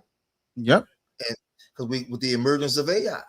Only difference that AI can't do when we having the moment by moment conversations like this, they can't create AI to do this. AI can copy us, but the very spirit part of the conversation we having now, AI can't do that yet unless they interface AI with you and make you a RoboCop. Did I say that? Let me. I'm sorry, y'all. Quiet down, or there will be trouble. Yeah, I'm moving a little too fast for y'all. Conversations focused on our social values will gain a great deal of attention, and that means that they're watching everything that you're doing. They can see everything that you're doing. So I just want people, when you see this, by the year 2030, futurists and strategic analysis suggests the converging breakthroughs of artificial intelligence, gene editing such as CRISPR, and brain-computer interfaces will push human augmentation from niche medical treatments into mainstream daily life, blurring the lines between biological human and machine. Now, the question that you will have to ask is, why are they doing this? And who is at the table allowing this? Exactly. And to what end and what benefit? Now, watch this. This is my prediction. This is my prediction. Come on. Have over 56, no, was it 56 or 60% of men around the world suffer from erectile dysfunction because of that they give you. And you have heart disease and breast cancer. They're going to tell you that, hey, we have a cure for erectile dysfunction. And every man going to cartwheel their ass over there to get in line to get it. And when you get it, it's going to have nanotechnology in it. That part. Y'all better get y'all some yohimbe. Y'all better get y'all some daggone maca root. Y'all better get yourself some watermelon juice, and y'all better get y'all asses in the gym. But again, somebody said what article that is. I could put it in the chat. I'm not I don't have a rent, so I can't put it where they can click on the link though. Because I don't. Thank you for the high five. Appreciate you, pimping. Hold on. Let me put the because this you know, back in the day we had a term called digging in the crates. Yeah. You guys got to dig in the crates, and y'all got to go backwards to come forward. Because my grandmom used to say that the devil was a liar, but if my grandma was here right now, I would say, Big Mama, the devil ain't no liar. Big Mama, they lied to us. The devil tell the truth, everything. It's just your job to go do the research. The devil don't tell no lies. He tell you what he going to do, and he put it in front of your face. Right. He entices you to do. Right. But the problem is we don't do enough research. Hold on. That's the link in there. I can't put it. You gotta put a wrench on there because they ain't gonna be able to click on the link if I don't. Oh, okay. Hold on 1 second. Where you guys can have that, because I have a whole bunch of Hold on, I'm gonna do it again. I have a whole bunch of the stuff that's happening now. Oh my God! Hold on. Taz said, I tried to give you a laugh earlier. My brother's special order G.I. Joe William the Refrigerator Perry action figure back in 1987. It had 2 left hands. He still had it. Just sent me a pic. Oh my God. I forgot about the fridge. Those were the 2 special action figures I always wanted. The limited edition Sergeant Slaughter G.I. Joe and William the Refrigerator Perry G.I. Joe. Y'all, I feel judged, but that's all right. I'm not going to apologize. What action figure did I know?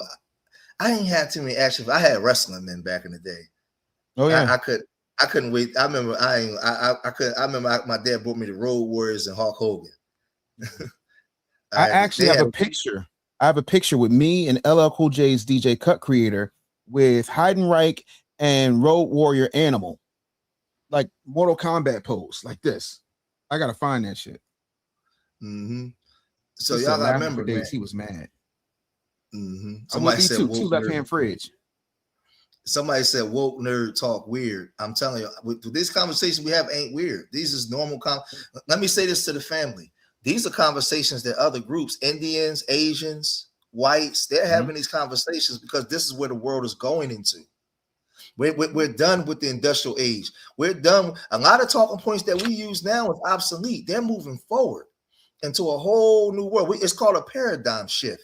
When you see the 2030 agenda and you see women coming into women's rights and you see in prime minister women presidents around the world, feminism, LGBT weird. He was saying word.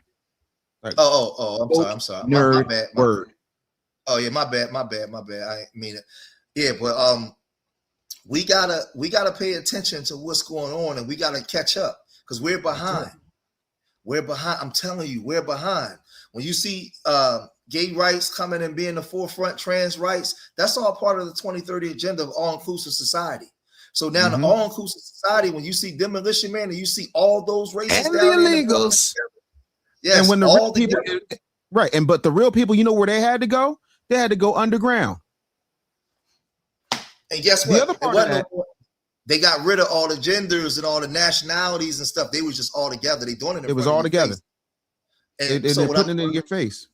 Yeah, what I'm trying to say is we're using old arguments from the 60s for modern times now. No, you got to study what they're doing so that way you can have an outstanding understanding of how to combat what they're doing, right? Because I'm telling you, they creating these medicines that's making the kids sick. You're gonna be right in line, going right down there to get your child nanotechnology then chipped up because they're gonna tell you we can cure these, we can cure this stuff. Do you know the University of Pennsylvania in 2000 during the shutdown, they used CRISPR technology to heal a blind person? Right there at the University of Pennsylvania and also Cal Berkeley. But while you was distracted by this, you didn't even understand that they was gene editing and splicing right in front of your face. Remember, that was supposed to be illegal because they didn't understand how the outcome of some of that stuff would be, but they was already doing it. Right. So, and I know you know about what happened over there in China when Wuhan, when that Chinese scientist removed the CC5R gene from those twin babies that were supposed to have HIV and they're supposed to cure them. They locked them up, right? But think about it. They didn't care. They allegedly put them in jail, but they took that technology. Sure did. They took the technology. Yeah. Right. What you're doing is wrong, but we're just gonna take this over here to study. Yeah, we're gonna come here and study it. See, in our heads, we can take. We're not running from the technology. We're trying to find a way to utilize. You know what that sounded like? It sounded like old boy. I'm sorry. Did you see Spider-Man? Yes. Okay. Yes. It sounded like old boy. Who's in charge of damage control now? Yeah, the Shockers technology. You know, in our heads, we can study it and we can do. They keep playing in your face and y'all ain't seeing it. But that's what I was saying. Now look at it. And this is what I be trying to tell y'all when I say everything is Demolition Man. Now, every man you see who's in any position of so-called leadership in the mainstream, I'm not talking about anybody in the grassroots. I'm talking about the mainstream. They're these Don Lemon, purse-wearing, out-of-shape, fat, dress-wearing cucks. Look at, I'm going to put it like this. No. We're going to do this right. We're going to do this right. Hold on. Watch this. Hold on. Hold on. So I gotta find old boy. Where is old boy? Because I know they gonna. What's the name of that character? I got to find him. Because when you see it, you can't this right here. Hold on. Let me pull this up. Right? Hold on. So y'all tell me. Watch this. Because y'all think I be messy and y'all think I'm being trying to be funny, and I don't. I be trying to tell y'all facts. I need y'all to show me the difference. All I want is for y'all to show me the difference. Hold on, because I gotta find a good one. Here we go. Got him. All right. So let's here we go. Let's pull it up. Here we go. You don't need that. All right. So George, you ready for this? Uh-oh, did I lose y'all? Y'all here? Y'all hear me? All right. Shout out to P5 Man Podcast. Another beautiful day in the D.A.M.N neighborhood. You ain't lying. Show me the difference between this. Show me the difference between this. You got it? And this.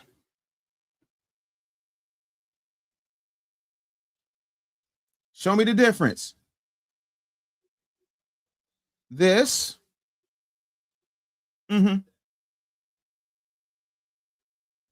this fat sassafras right here. I'm telling y'all, everything is Demolition Man. Everything. A bunch of beta male simp mangina ass Negroes. Soft. Carrying pocketbooks. Walking around sass. You got to jump in his ass. You got to jump in his ass.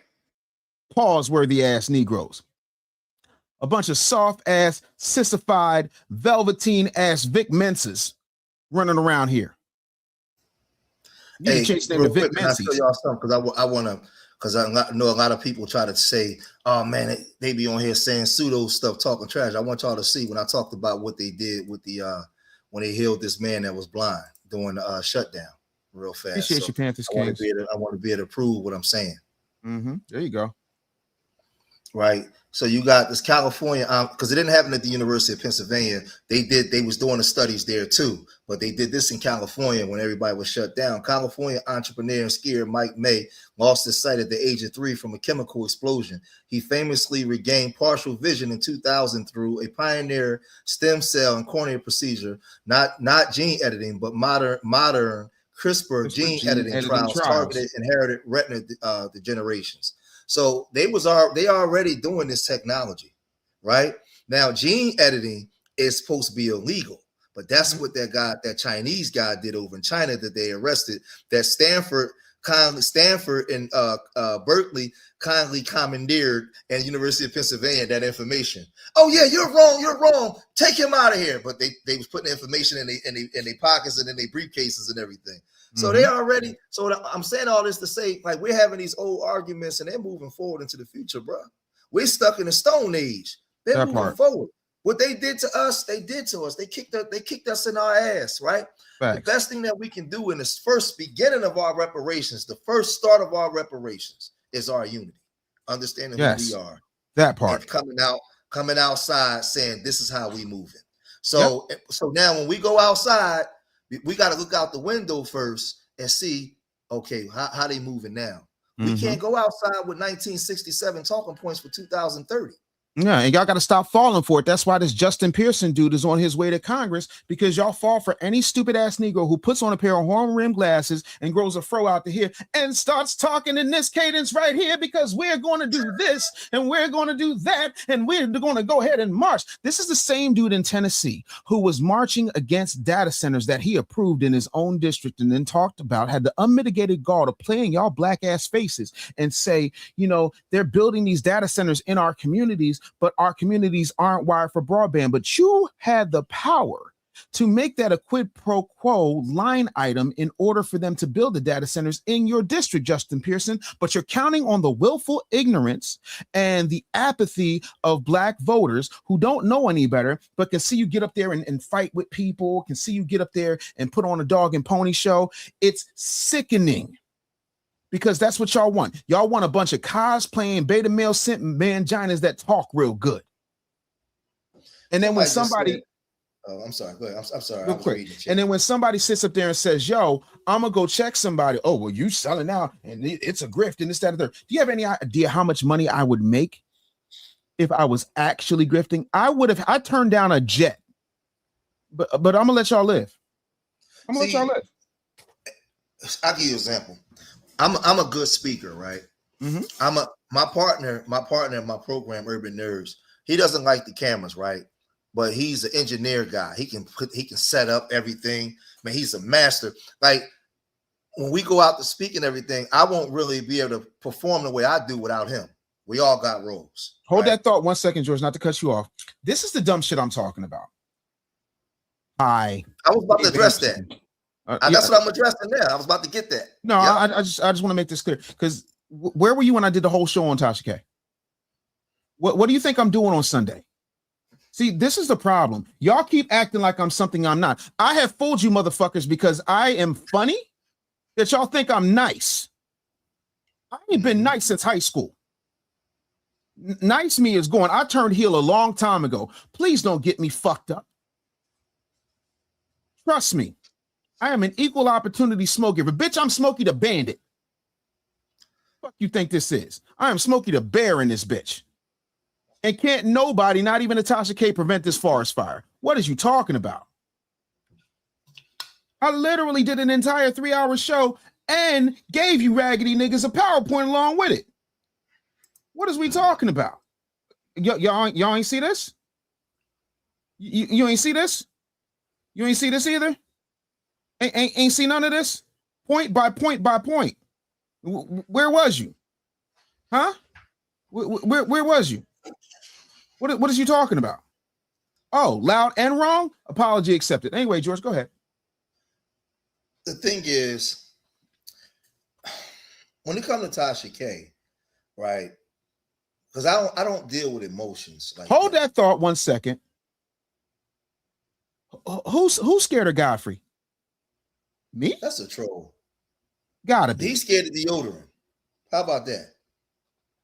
Lord have mercy. See, why are you like this, George? I was just somebody tell him right guard. Give it away. What are we talking about? Huh? Anyway, go ahead, George. I can't, because these you can just tell some people should have been swallowed. That's a Stetson Musk troll. Nobody pay him. Not even Brute by Fabergé.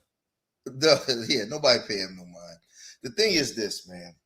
Tasha K has the skinny on everybody's business. Correct. She's a gossiper, and that's been her niche.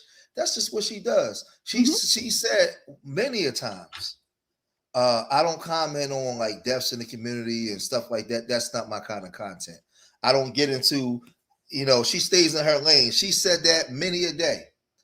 There's no way in the world you're gonna be able to tell a brother like me, because Tasha K, that you didn't know who FBA is, because you study everything. You canvas the board for everything, right?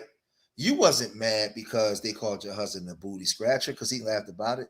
You was told to go and do this because of your platform. See, what's happening right now, I want you guys, and I warned y'all 3 months ago on my live stream that the more stronger we get, they're going to come out. They're going to come out and try to commandeer our teachings and use it for themselves, because they're losing their they're getting redistrict, they're losing their seats, and they're losing their power. This is about politics and money. So how do they do it? First they had roly poly, right? But now they're gonna start bringing in a lot of young YouTubers that look like us that's gonna be talking against us. So you got the Shabuzi, you got the Tasha K. So this is why I was telling some of y'all, listen, I know we got some rogue FBA that be on here just saying crazy stuff. Stop, knock it off. We have to know what we're talking about and be firm and direct on what it is that we're doing. We never said that we hate all groups, but they'll use Tasha K is using that to paint all of us as a picture of a bunch of sickos just out here trying to cause division and harm. Now, this is the thing. A well-organized lie could be the disorganized truth every time. So if they use these major platforms to keep painting us in those ways, they can socially engineer and condition the people to see us through those lenses, right? So for me, I'm not a person that really, I don't do too much Tether content. I support the brothers and sisters that do it. But what I do is I just shoot them down with information. And one thing, I shoot them down with the information and the scholarship, because again, she knows what FBA is. She knows who Tariq Nasheed is. You think she ain't never watched a Tariq Nasheed video when he talking about foundational Black American? You think she never watched none of this stuff? You a goddamn fool. Exactly. She's being paid, and a lot of these other people are being paid now by a lot of powerful Democrats, because the minute they start saying vote the couch, I said, oh, here it go. Didn't I just say that didn't I say that the first hour of this show, y'all? Did I not say that? Yes. The minute they start saying vote the couch, that means we won. Okay, cool. The young people, 45 and younger, is listening to these FBAs. We need to listen more, create think tanks around their talking points, their movements, who are the loudest in the room that the people are listening to. Create think tanks around those channels. Let's listen, and then we're going to forge a plan to go after them. And part of their plan is to send the peoples like a Tasha K. And so now when she want to bring on people, 154, all that's just strategically done. Right. So they'll have that brother they had on there yesterday, but they won't see. All right, but they still won't have a Dave Anderson on there. And I'm gonna tell you why, Dave Anderson. Let me sir. do it this way. I'm gonna ruffle some feathers, but I gotta tell the truth. Facts. Our biggest detractors right now are other foundational Black Americans. You have grassroots foundational Black Americans, and then you have a lot of our parents and older people and people that just don't understand. Because we've been trained and conditioned to go outside of ourselves for everything we need and support everybody else but each other. Our communities is a reflection of that. Born out of that is a younger generation of grassroots that's saying, we're tired. We're tired. And we're looked at right now as pariahs and an enemy for a while. That's why we got to keep plowing the road, because we got to change the minds of our people who've been conditioned to be last. We've been conditioned to leave our door open. Everybody can get some piece of our culture without having to put nothing back in. There's no debt owed from taking anything from our culture. And we've been trained to just give it away. Yeah. And subconsciously,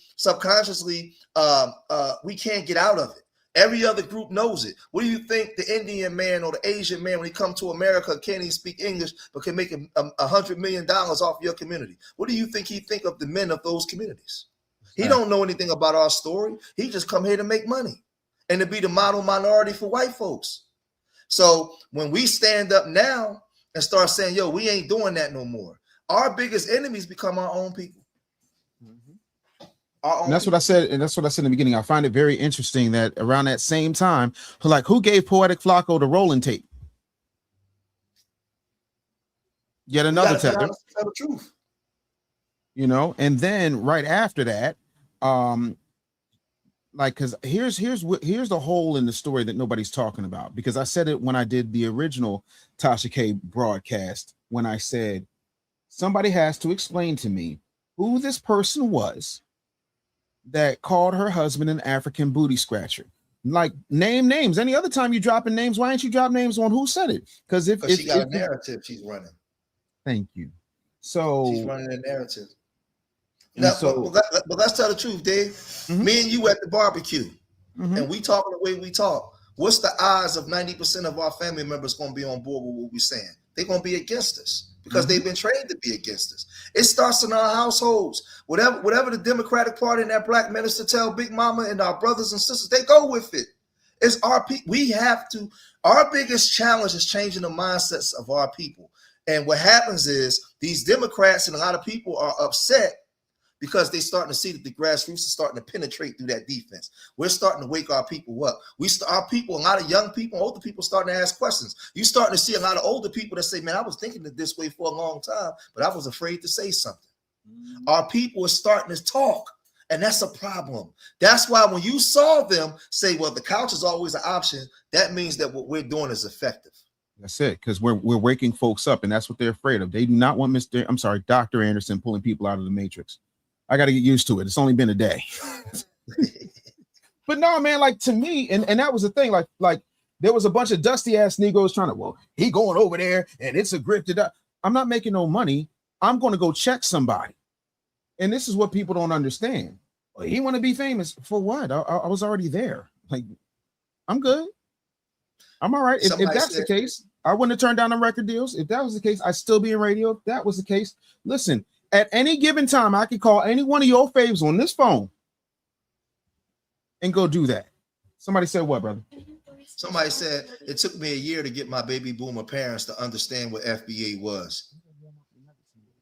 Who didn't understand what FBA was? He said his parents. He said it took him a year. And I agree. Listen, my oldest sister and my youngest sister understand what I'm saying. My cousins and them, a lot of them, they don't. I be having a debate with them and tell them like, yo, and they saying, oh man, it's just hate group, man. It's y'all spreading hate or y'all doing this. And I'm saying to them, like, how? I'm like, how? I said, so I had to ask a question that really shut everything down. I said, what has Pan-Africanism or these black churches in the last 55 or 60 years done anything to benefit the Black American community? That's it. It's a one-way street. It's a one-way street. And that's the thing, George. Like the worst thing they could ever want is for me, you, Afro Elite, Black Alpha, ZZ Rants, Tariq, all of us to be on the same page. Like they hate it. They absolutely hate it. Oh, well, this, that, and the third. Bob. And like I said, all yesterday and all this morning, people had so much to say. You know what I said? There's the link. See you at 10. You know how many people came up here? You and that and the brother MBS. Because y'all this, and you know, look, bro, we from the same area. You know Wolf tickets when you hear it. Well, like, why are you selling Wolf tickets? I'm right here. I'm not a smoke ducker. And I want people to understand a lot of these, and we got to be honest with ourselves. See, absolutely. I deal with the core issue. A lot of these minority immigrant groups can't come into position they're in without the help of foundational Black Americans that put them there. Yes, sir. There's a lot of FBA people that put them there because we're used to leaving our door open. And so now when you have young grassroots foundational Black Americans, we shutting the door. We making you got to ring the bell. You got to knock on the door. We got to check your paperwork. We got to see who you are. We got to do a thorough analysis of who you are. They don't like that. But see, a lot of our people, we get in trouble with our own people. Oh man, you discriminate. I'm like, no, we're not, bro. They have their own agenda. They have their own allegiance. They have their own allegiance to their own people. That's what A. Philip Randolph was talking about. But a lot of our people, we have been trained. Think about this, Dave, because you're smart. Yes, why you think? See, this ain't the thing. Listen, people get caught up when you hear immigrants say, when you hear Jamaicans say they created hip hop, or Puerto Ricans, right? That's not the problem with them saying it. You know what the problem is? The problem is with the mindset that made them believe it was okay for them to say that. See, I'm not dealing with what you said out your mouth. I'm dealing with the consciousness that made you that feel comfortable to fix your mouth. Right. So now watch this. You know who that falls back on? Us. That's our fault. Because we created we went like this. I see your hip hop analogy and I raise you another one. You go back to when my mother first got out of hair school. So we're talking late 60s, right? The Black female hair care industry owned by Black women, if not Black families. Look at Luster Silk. Look at the Williams family. Look at the Boones. You know what I'm saying? Now all we got left is Bronner Brothers. But here's the gag. You know what we did? Because we were out here like real life living melanated statues of liberty. Give me your tired, your poor, your huddled masses learning to breathe free and build a business, because we're all minorities. And what did the Asians do? They found pathways. They made their own trade lines. They made their own trade ports. They made their own connections, and they started taking over every single company and every single trade route. And guess what happened? They took over the beauty supply industry. Now they're the 90% and we're less than 2%. That's what we do, because we're too welcoming and we're too comfortable. Me and David Banner had a conversation one time, and he said, Dave, I'm gonna be honest with you. I don't think that our problem is white racism. I think our problem is we're not more racist. I'm not surprised when white people do what white people do. I'm not surprised when small hat people start sanctioning people. I'm surprised when we start holding people accountable. But y'all want me to sit back in an echo chamber and just say, FBA all day, as opposed to going to the belly of the beast and saying what you did was unacceptable and its consequences and repercussions. But what y'all have not peeped is people are running around here thriving. They make up some African booty scratcher story that can't be verified as of yet. And yet and still they drop a wine on the same day, a week after they literally castrate Roland Martin. Yes. And see, I'm saying all this to say, I get the Tether content. Sure. I get calling them out, but I'm telling the family, that's really irrelevant. The biggest problem is us holding us accountable because we created the tethers. We was warned by the ancestors early years. And watch this. Don't get me wrong. We are loving people.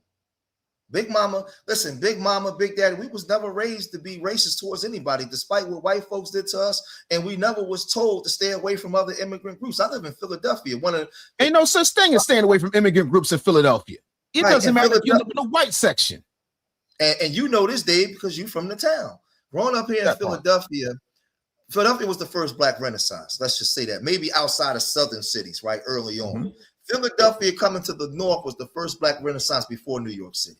Yes, so Philadelphia has a long, rich, very, very, very, very, very rich history of, to this day, rich Black folks, middle-class Black folks, poor Black folks, right? Philadelphia could be bougie and hood and regular at the same time. The city of Philadelphia. But you have, growing up here, I had Black American friends. I had Jamaican friends. I had Haitian friends. Same. The only African friends I had that was here when I was growing up was Liberians and maybe Ghanans. The rest of them weren't here.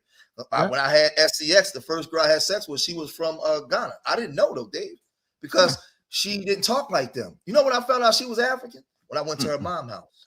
Because when they came here to Philadelphia, they integrated directly into the Black communities, and you couldn't tell them apart. When I was growing up at my age, whites lived on that side, Blacks lived on this side. I never experienced racism until I left outside of my Black stronghold, because we didn't go over there to white folks. I grew up in Philadelphia. Black communities were whole Black community. I didn't see white people until I went to school and saw a teacher or downtown. Wasn't nobody white walking through the community unless the insurance man was coming through. So those were the experiences. Maybe in the last 20 years, I start seeing a shift of the raccoons and sellouts coming into the communities, and they built Little Africa. Little Africa didn't exist prior to 1998 in Southwest Philly, where I grew up at. Your ass had to come and integrate with us. So you start seeing a shift, and that's where it comes from. And the reason why I'm saying that, because back then, if you came over here and you was Black, then you was with us. That's it. You was Black, you was with us, and we opened up the door. Some of our women opened up their legs. We made babies. We lived together. And so now, but with me saying that what I had to learn for me when I came to the internet was it's not the same everywhere though, Dave. I live in Philadelphia. It might not be the same in California, right? So different demographics have different things. I grew up in a very racially segregated. You grew up in North Philly. Am I wrong, Dave? How racially segregated was Philadelphia when we was growing up? Very racially segregated. You knew exactly where you could go, where you couldn't go. Yeah, I didn't grow up around white folks. I didn't and I didn't think about them though. They was over there, we was over here.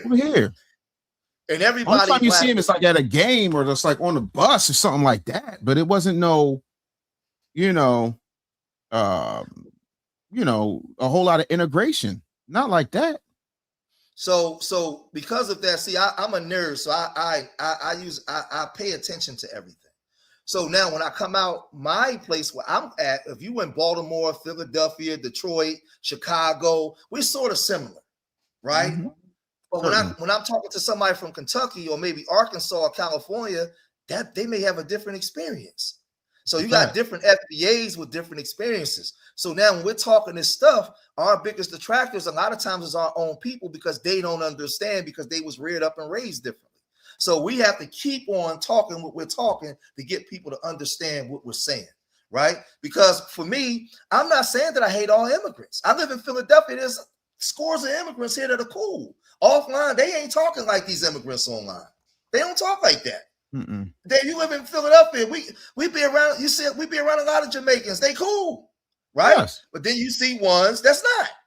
So what we're Yes. doing is we're just giving straightening. So for me, I'm more on FBA business. Dig this head, That's it. right? You my man. But listen, what I need you to do is call out your people over there because you know what they say in y'all circles. We're not That's doing it. that no more.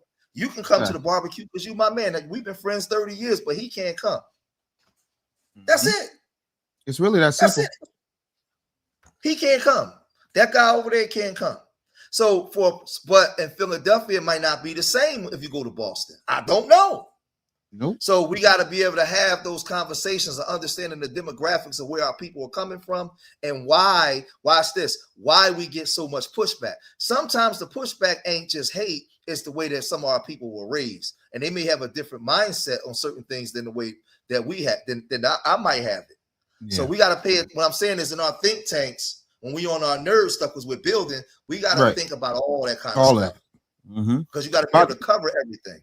Yeah, by the way, Dexter Robinson, you better thank a YouTube member. You mean the MOVE organization. That was 52nd and Osage Avenue. I did an entire video on it on my YouTube channel. Matter of fact, I'll put it up for y'all so y'all can. My cousin lived next door to them when that bombing happened. I'm from Southwest Philly. That was down the street from me. I was 10 years old when that happened, 1985. Yeah, I was 10 years old when that happened. So people talk about the move of 85, but they don't remember the shooting on the Powelton Avenue shootout in 78 with the move 78, 9. yeah. Because I was a baby. Yeah, on Powelton Avenue. Right. So, but see again, that's the history of Philadelphia. Mm-hmm. Outside of the city that they did, what's the Tulsa. Mm-hmm. Philadelphia was the only city they ever dropped the modern time. They dropped the bomb on a city. Yep, on right television. there, Philadelphia blew up 5 city blocks, killed 13 people. Right now, Philadelphia, like I told y'all, is a black city, predominantly black city. We was putting boot to ass, kicking that. White folks ain't coming in your community harming you like this. You crazy? You didn't have too many stories of white cops shooting black people because it's gonna go down. Mm-hmm. Back in those days, yeah, it's going, they shooting back, they kicking your ass. And at that time, I can say for the most part, most black people was all together. If you came here as an immigrant, you had to be with us. Or you got to go over there with them white folks. You weren't gonna be in West Philly or North Philly or South Philly.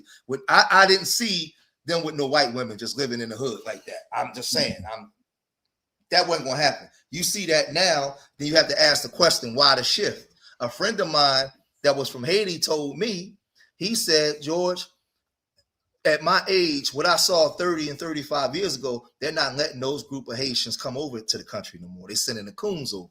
They're sending the ones over from the money class. Yeah, the best of the worst. That's why. And that's what it is. Because my whole thing is, if y'all so great, then how come there ain't more of y'all over here? It's always the best of the worst. And if your country was so good and you're not the best of the worst, then why aren't you over there fixing your country? Why don't you just go get your education and then go back there? No. You'll send money back, but you ain't going back there because it's trash. Y'all don't want to admit that y'all sitting up here eating lake fly burgers. You don't want to admit that there is I'm not even being funny. You don't want to admit that there is an actual bushmeat crisis and that the bushmeat industry is a multi-million, if not billion-dollar industry across the continent. So if y'all were that dope, why aren't you so dope over there? I've lived in 34 cities in 19 states, and it was a rarity. That wasn't if I wasn't in the top 3, and I was never 3. So I'm sorry. No, real quick. So meaning I could do it anywhere. So again, if y'all so dope, how come y'all can't be dope in Rwanda? How come y'all can't be dope in Cote d'Ivoire? Why can't y'all be dope in Nigeria outside of Lagos? What happened in Senegal? How come y'all ain't built Akon City yet? What happened? How come South Africans, the black South Africans, are kicking out the black Nigerians, but y'all want to sit up here and call me divisive? You know what divisive is? Igbo versus Yoruba. You know what divisive is? Nigerian Jollof versus Ghanaian Jollof. Divisive, girl, bye. And let's put things in context too and straighten. Let's put some straightening here. Because a lot of y'all like to invoke these, Shirley Chisholm and Harry Belafonte and all these. And listen, I'm gonna go indifferent when it comes to Harry Belafonte. He couldn't keep his nose out of that W cooch. He loved that W cooch, boy, right? But he did help Dr. King's family when Dr. King died and the black church turned their back on him. Harry Belafonte helped take care of the family, right?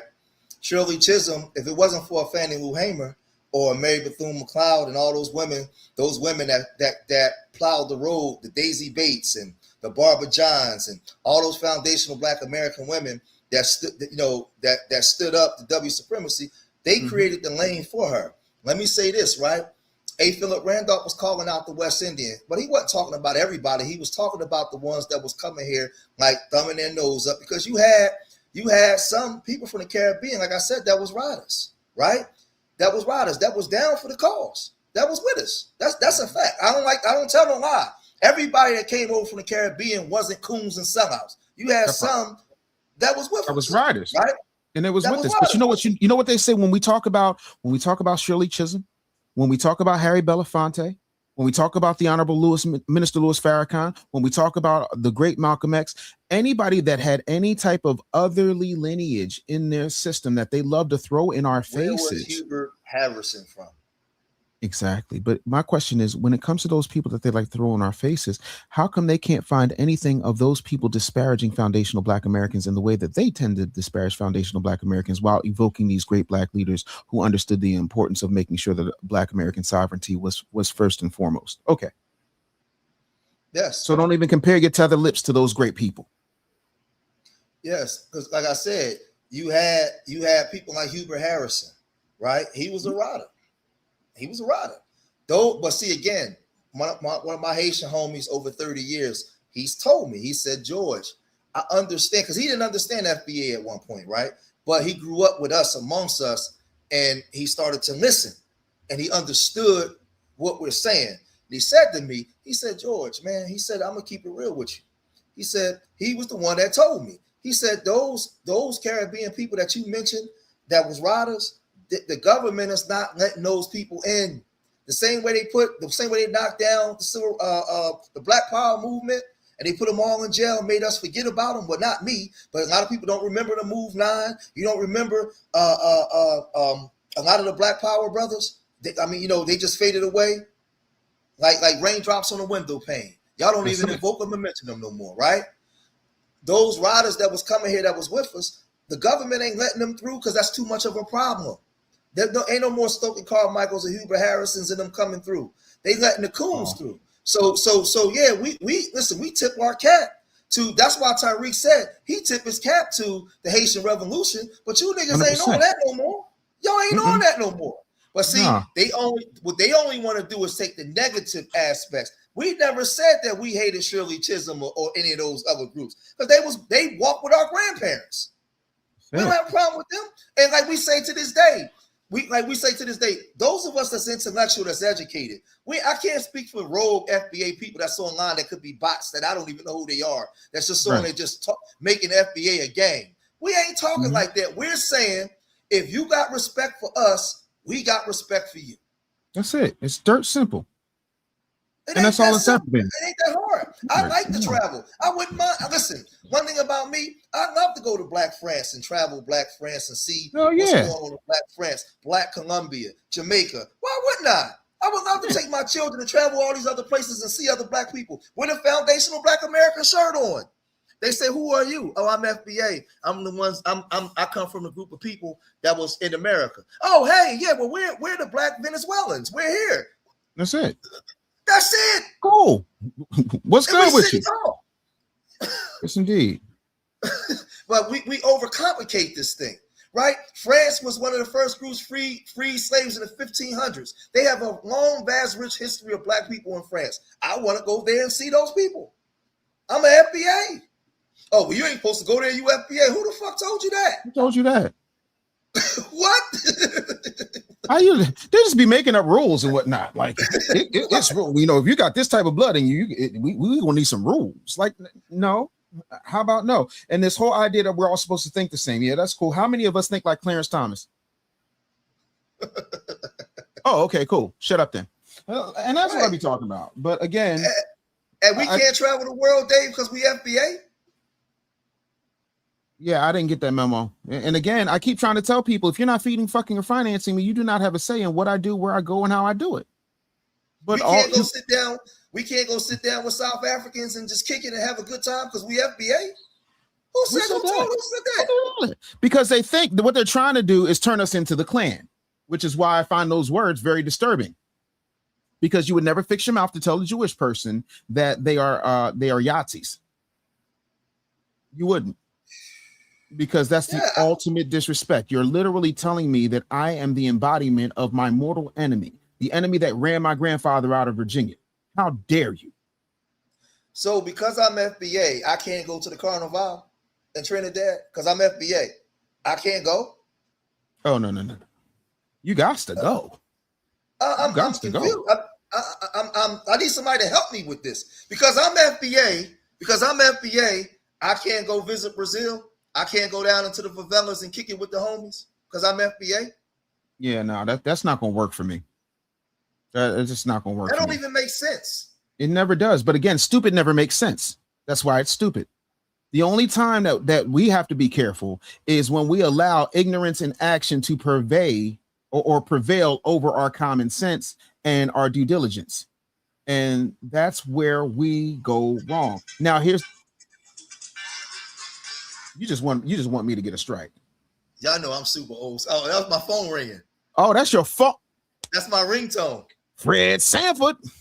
Fred Sanford had a son in a truck. I'm old school. Had a son named Lamont. Yeah, and you know what's funny? That person that was just calling me on WhatsApp is my homeboy from the UK. He living in Ghana. So because I got a homeboy, one of my best friends is from the UK, living in Ghana. I'm not FBA. No, again, keep trying to tell people we're not a group, we're not a band, we're not the Beatles. Nakia, you got me. Nakia, thank you for the 100. Thank you for the 100. I definitely appreciate you. Yo, George, in the back chat, I need you to put your number in the private chat so I can give you a holler because I gotta feed this child. Listen, y'all, whether y'all understand it, whether you like it or not, I'm doing what I think makes the most sense. You're either riding with me or you're not. And if one decision I make is enough for you to go someplace else, I'll be okay.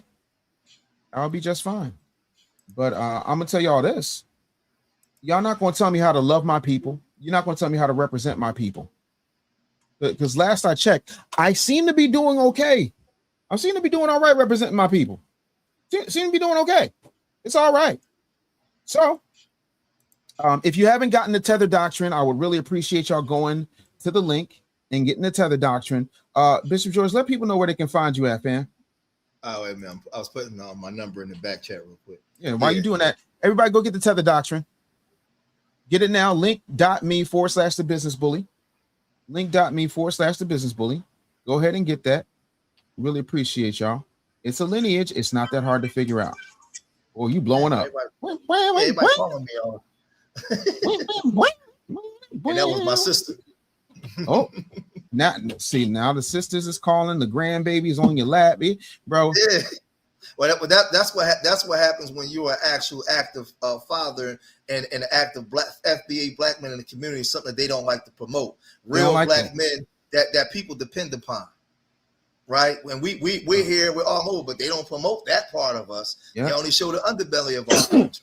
Mm-hmm. Right? Yeah, y'all can find me at Street Media TV. That's why I'm over there on Street Media TV. Yes, sir. We talk about a lot of different things, but I tell people, man, listen, FBA is a lineage, man, and we're responsible for how we treat each other. Remember, when we online every day committing verbal genocide on each other, where nobody's forcing us to do it, we're showing the world, we're creating an image of the world on the way that they believe we are. Right? So we have to be very conscious of going forward of the way we treat each other, talk to each other, right? We have to be respectful and love on each other, man. So the way we did YouTube maybe 5, 6, 7 years ago, those things got to change, right? Yep. We say we are lineage now, we have to be on lineage business and lineage behavior. And there's a behavior that comes with that. There's a unification that comes with that because they're going to extract all the negative things and they're going to make that the poster child for who the world will believe we are, and that's not who we are. That's not who I am. That's not what I represent. I'm a 51-year-old black man, and I carry myself a certain way, right? And I'm conscious of that because I not only have a foundation and a program where I work with inner city youth, but I want to make sure that what I say today, that when they pull up a video, what I say today, they might pull up this video 5 years from now, and I got to be conscious of what I'm saying out my mouth. I got to be conscious of what I'm saying and how I'm saying things, and that's part of my maturity. That's part of my growth as a man. So I want to represent the lineage the way my big mom and big daddy taught me. Now that I'm older, like I got some goddamn sense. I got some sense and the way I was raised. So for me, we don't hate other groups. We don't dislike other groups. We just getting some straightening in our house. Take your feet off my coffee table. You want you want some of this. What are you bringing to the table? What are you putting back in? Because the thing is, and do I have access to your culture as well? Right? Yes, do I have the same access we giving you? Do I have the same access? So when you come here, you say you're not black, you Jamaican. Fair enough. Well, then we're gonna hold you to that. Then you're not black, you're Jamaican. So that means you ain't over here with us. You over there with them. Hold your own nuts. Dexter Robinson. I literally just sent you the link. Check your spam for a Dropbox because you ordered at 12:10 p.m. I literally just sent it out, so you should have it. If you don't, shoot me email. Huh? I say this in closing because I know yes, I gotta go pick up my wife. So of 26 years, a black woman, yes, a black man from the inner city of Philadelphia, been married to the same black woman for 26 years. So, because I learned I got a choice. So all of us ain't just baby daddies. We ain't all in jail. We ain't all killing our people. That's all lies when they show you the depiction of FBA. I come from the street, and at some point when I got knowledge of stuff, I changed my life. And I found out I had a choice, and it was the Nation of Islam that gave me knowledge of stuff. I'm not in the Nation of Islam, but it was the ones that gave me knowledge of stuff. So that's all I'm saying. We're responsible for the way we treat each other and the way we project ourselves out to the world. That's our responsibilities as foundational Black Americans. And we ride on the coattails of a Fannie Lou Hamer, a Daisy Bates, a Barbara Johns, a Benjamin Hooks, a Philip Randolph, right? We ride on the coattails of them, and we are a representation.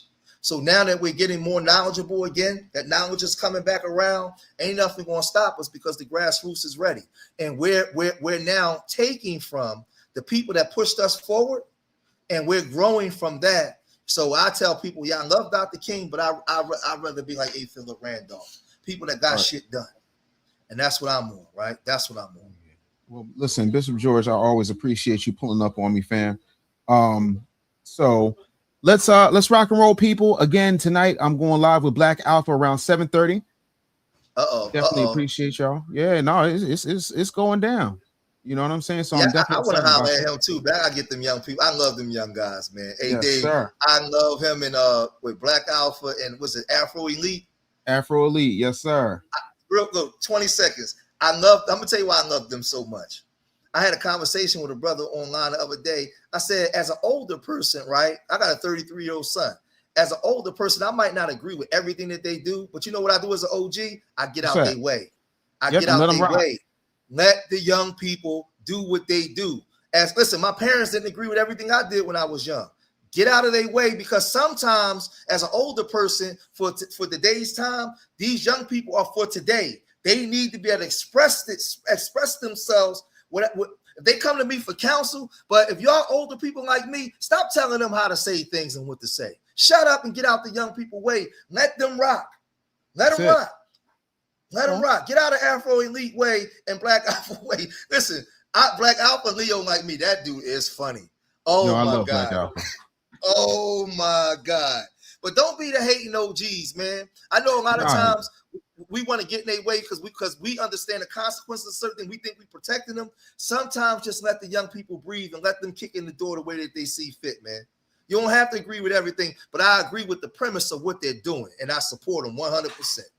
Right? Get out of their way, man, and let the young people rock. So shout out to Black Alpha and Afro Elite. But that goddamn Black Alpha, man, is hilarious, man. That's all. Yo, man, that man, and when I say this, and he knows exactly what I mean, that man is a scrappy duo of foundational Black Americans. He be on some puppy power, let me at him. That man I was so proud. I was like, damn, That's how I know I'm old. Because he was like, what we gonna do about reparations, Kamala? I was like, yeah, oh, I was like, I was proud, and I was like, damn. I don't even know if I'd have had the heart. I don't even know if I'd have had the heart to do that. We was raised different. That's what I'm saying. It's different. Like you gotta let millennials and Gen Z do what they do.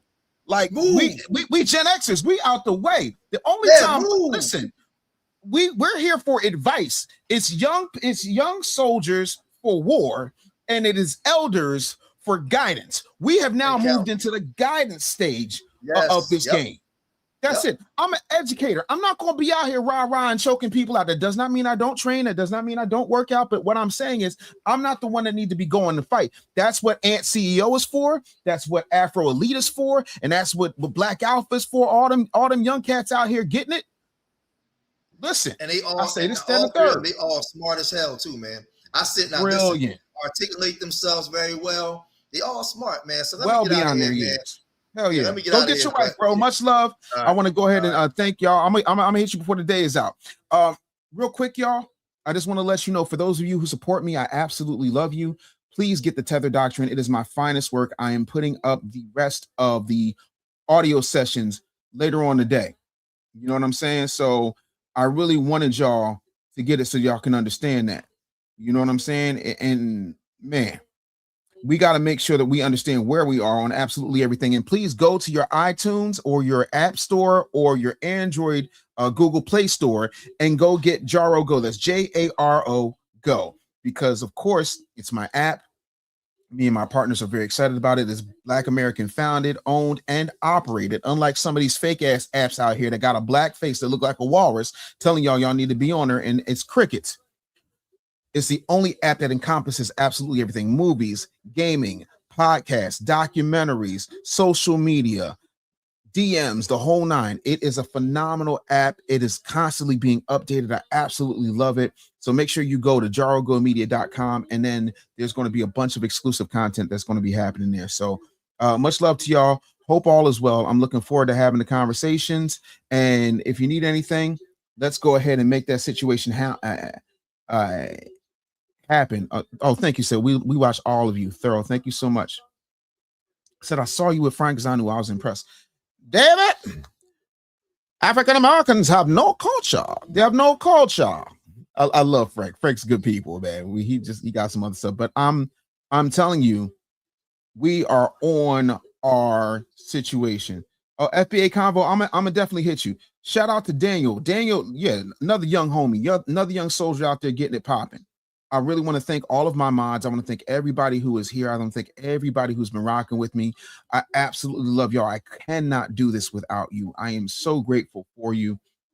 Make sure you get a copy of the Tether Doctrine, because yes, and for people who is asking, Dave, did you put up Tether Love? Yes, I put up Tether Love. Tether Love is in the album folder of the Tether Doctrine. So if you haven't gotten it, go ahead and get it. Much love to y'all, and I'm going to let y'all know next week when we do the Tether Doctrine workshop. So hopefully y'all get there with me. I will check y'all out absolutely next time. All right. So I will see y'all tonight with Black Alpha, 7 p.m. Peace. D.A.M.N time. Wake up, it's D.A.M.N time. D.A.M.N time. Truth in the booth and the whole chat line. I walk in with the facts, no fluff in the bag. Hot coffee, cold truth, let me raise that flag. They came for the jokes, but they stayed for the lesson. I turn headlines into business confessions. I don't do fake, I don't tap dance nice. I say what I said, then I say it twice. If the world gone crazy, I'm the morning alarm. With a mic in my hand and some smoke in my palm. Say D.A.M.N. D.A.M.N. Say it one more time. D.A.M.N. If the truth hit hard, let it ride. If the show got value, put some love inside. It's D.A.M.N. Everybody say it. D.A.M.N. Don't just replay it. D.A.M.N. We live in the chat. If the facts hit home, go and tap that tap. D.A.M.N. Hands in the sky, wake up, get smart, let the nonsense die. Tap that tap, drop that love. Shack going crazy when that truth show up.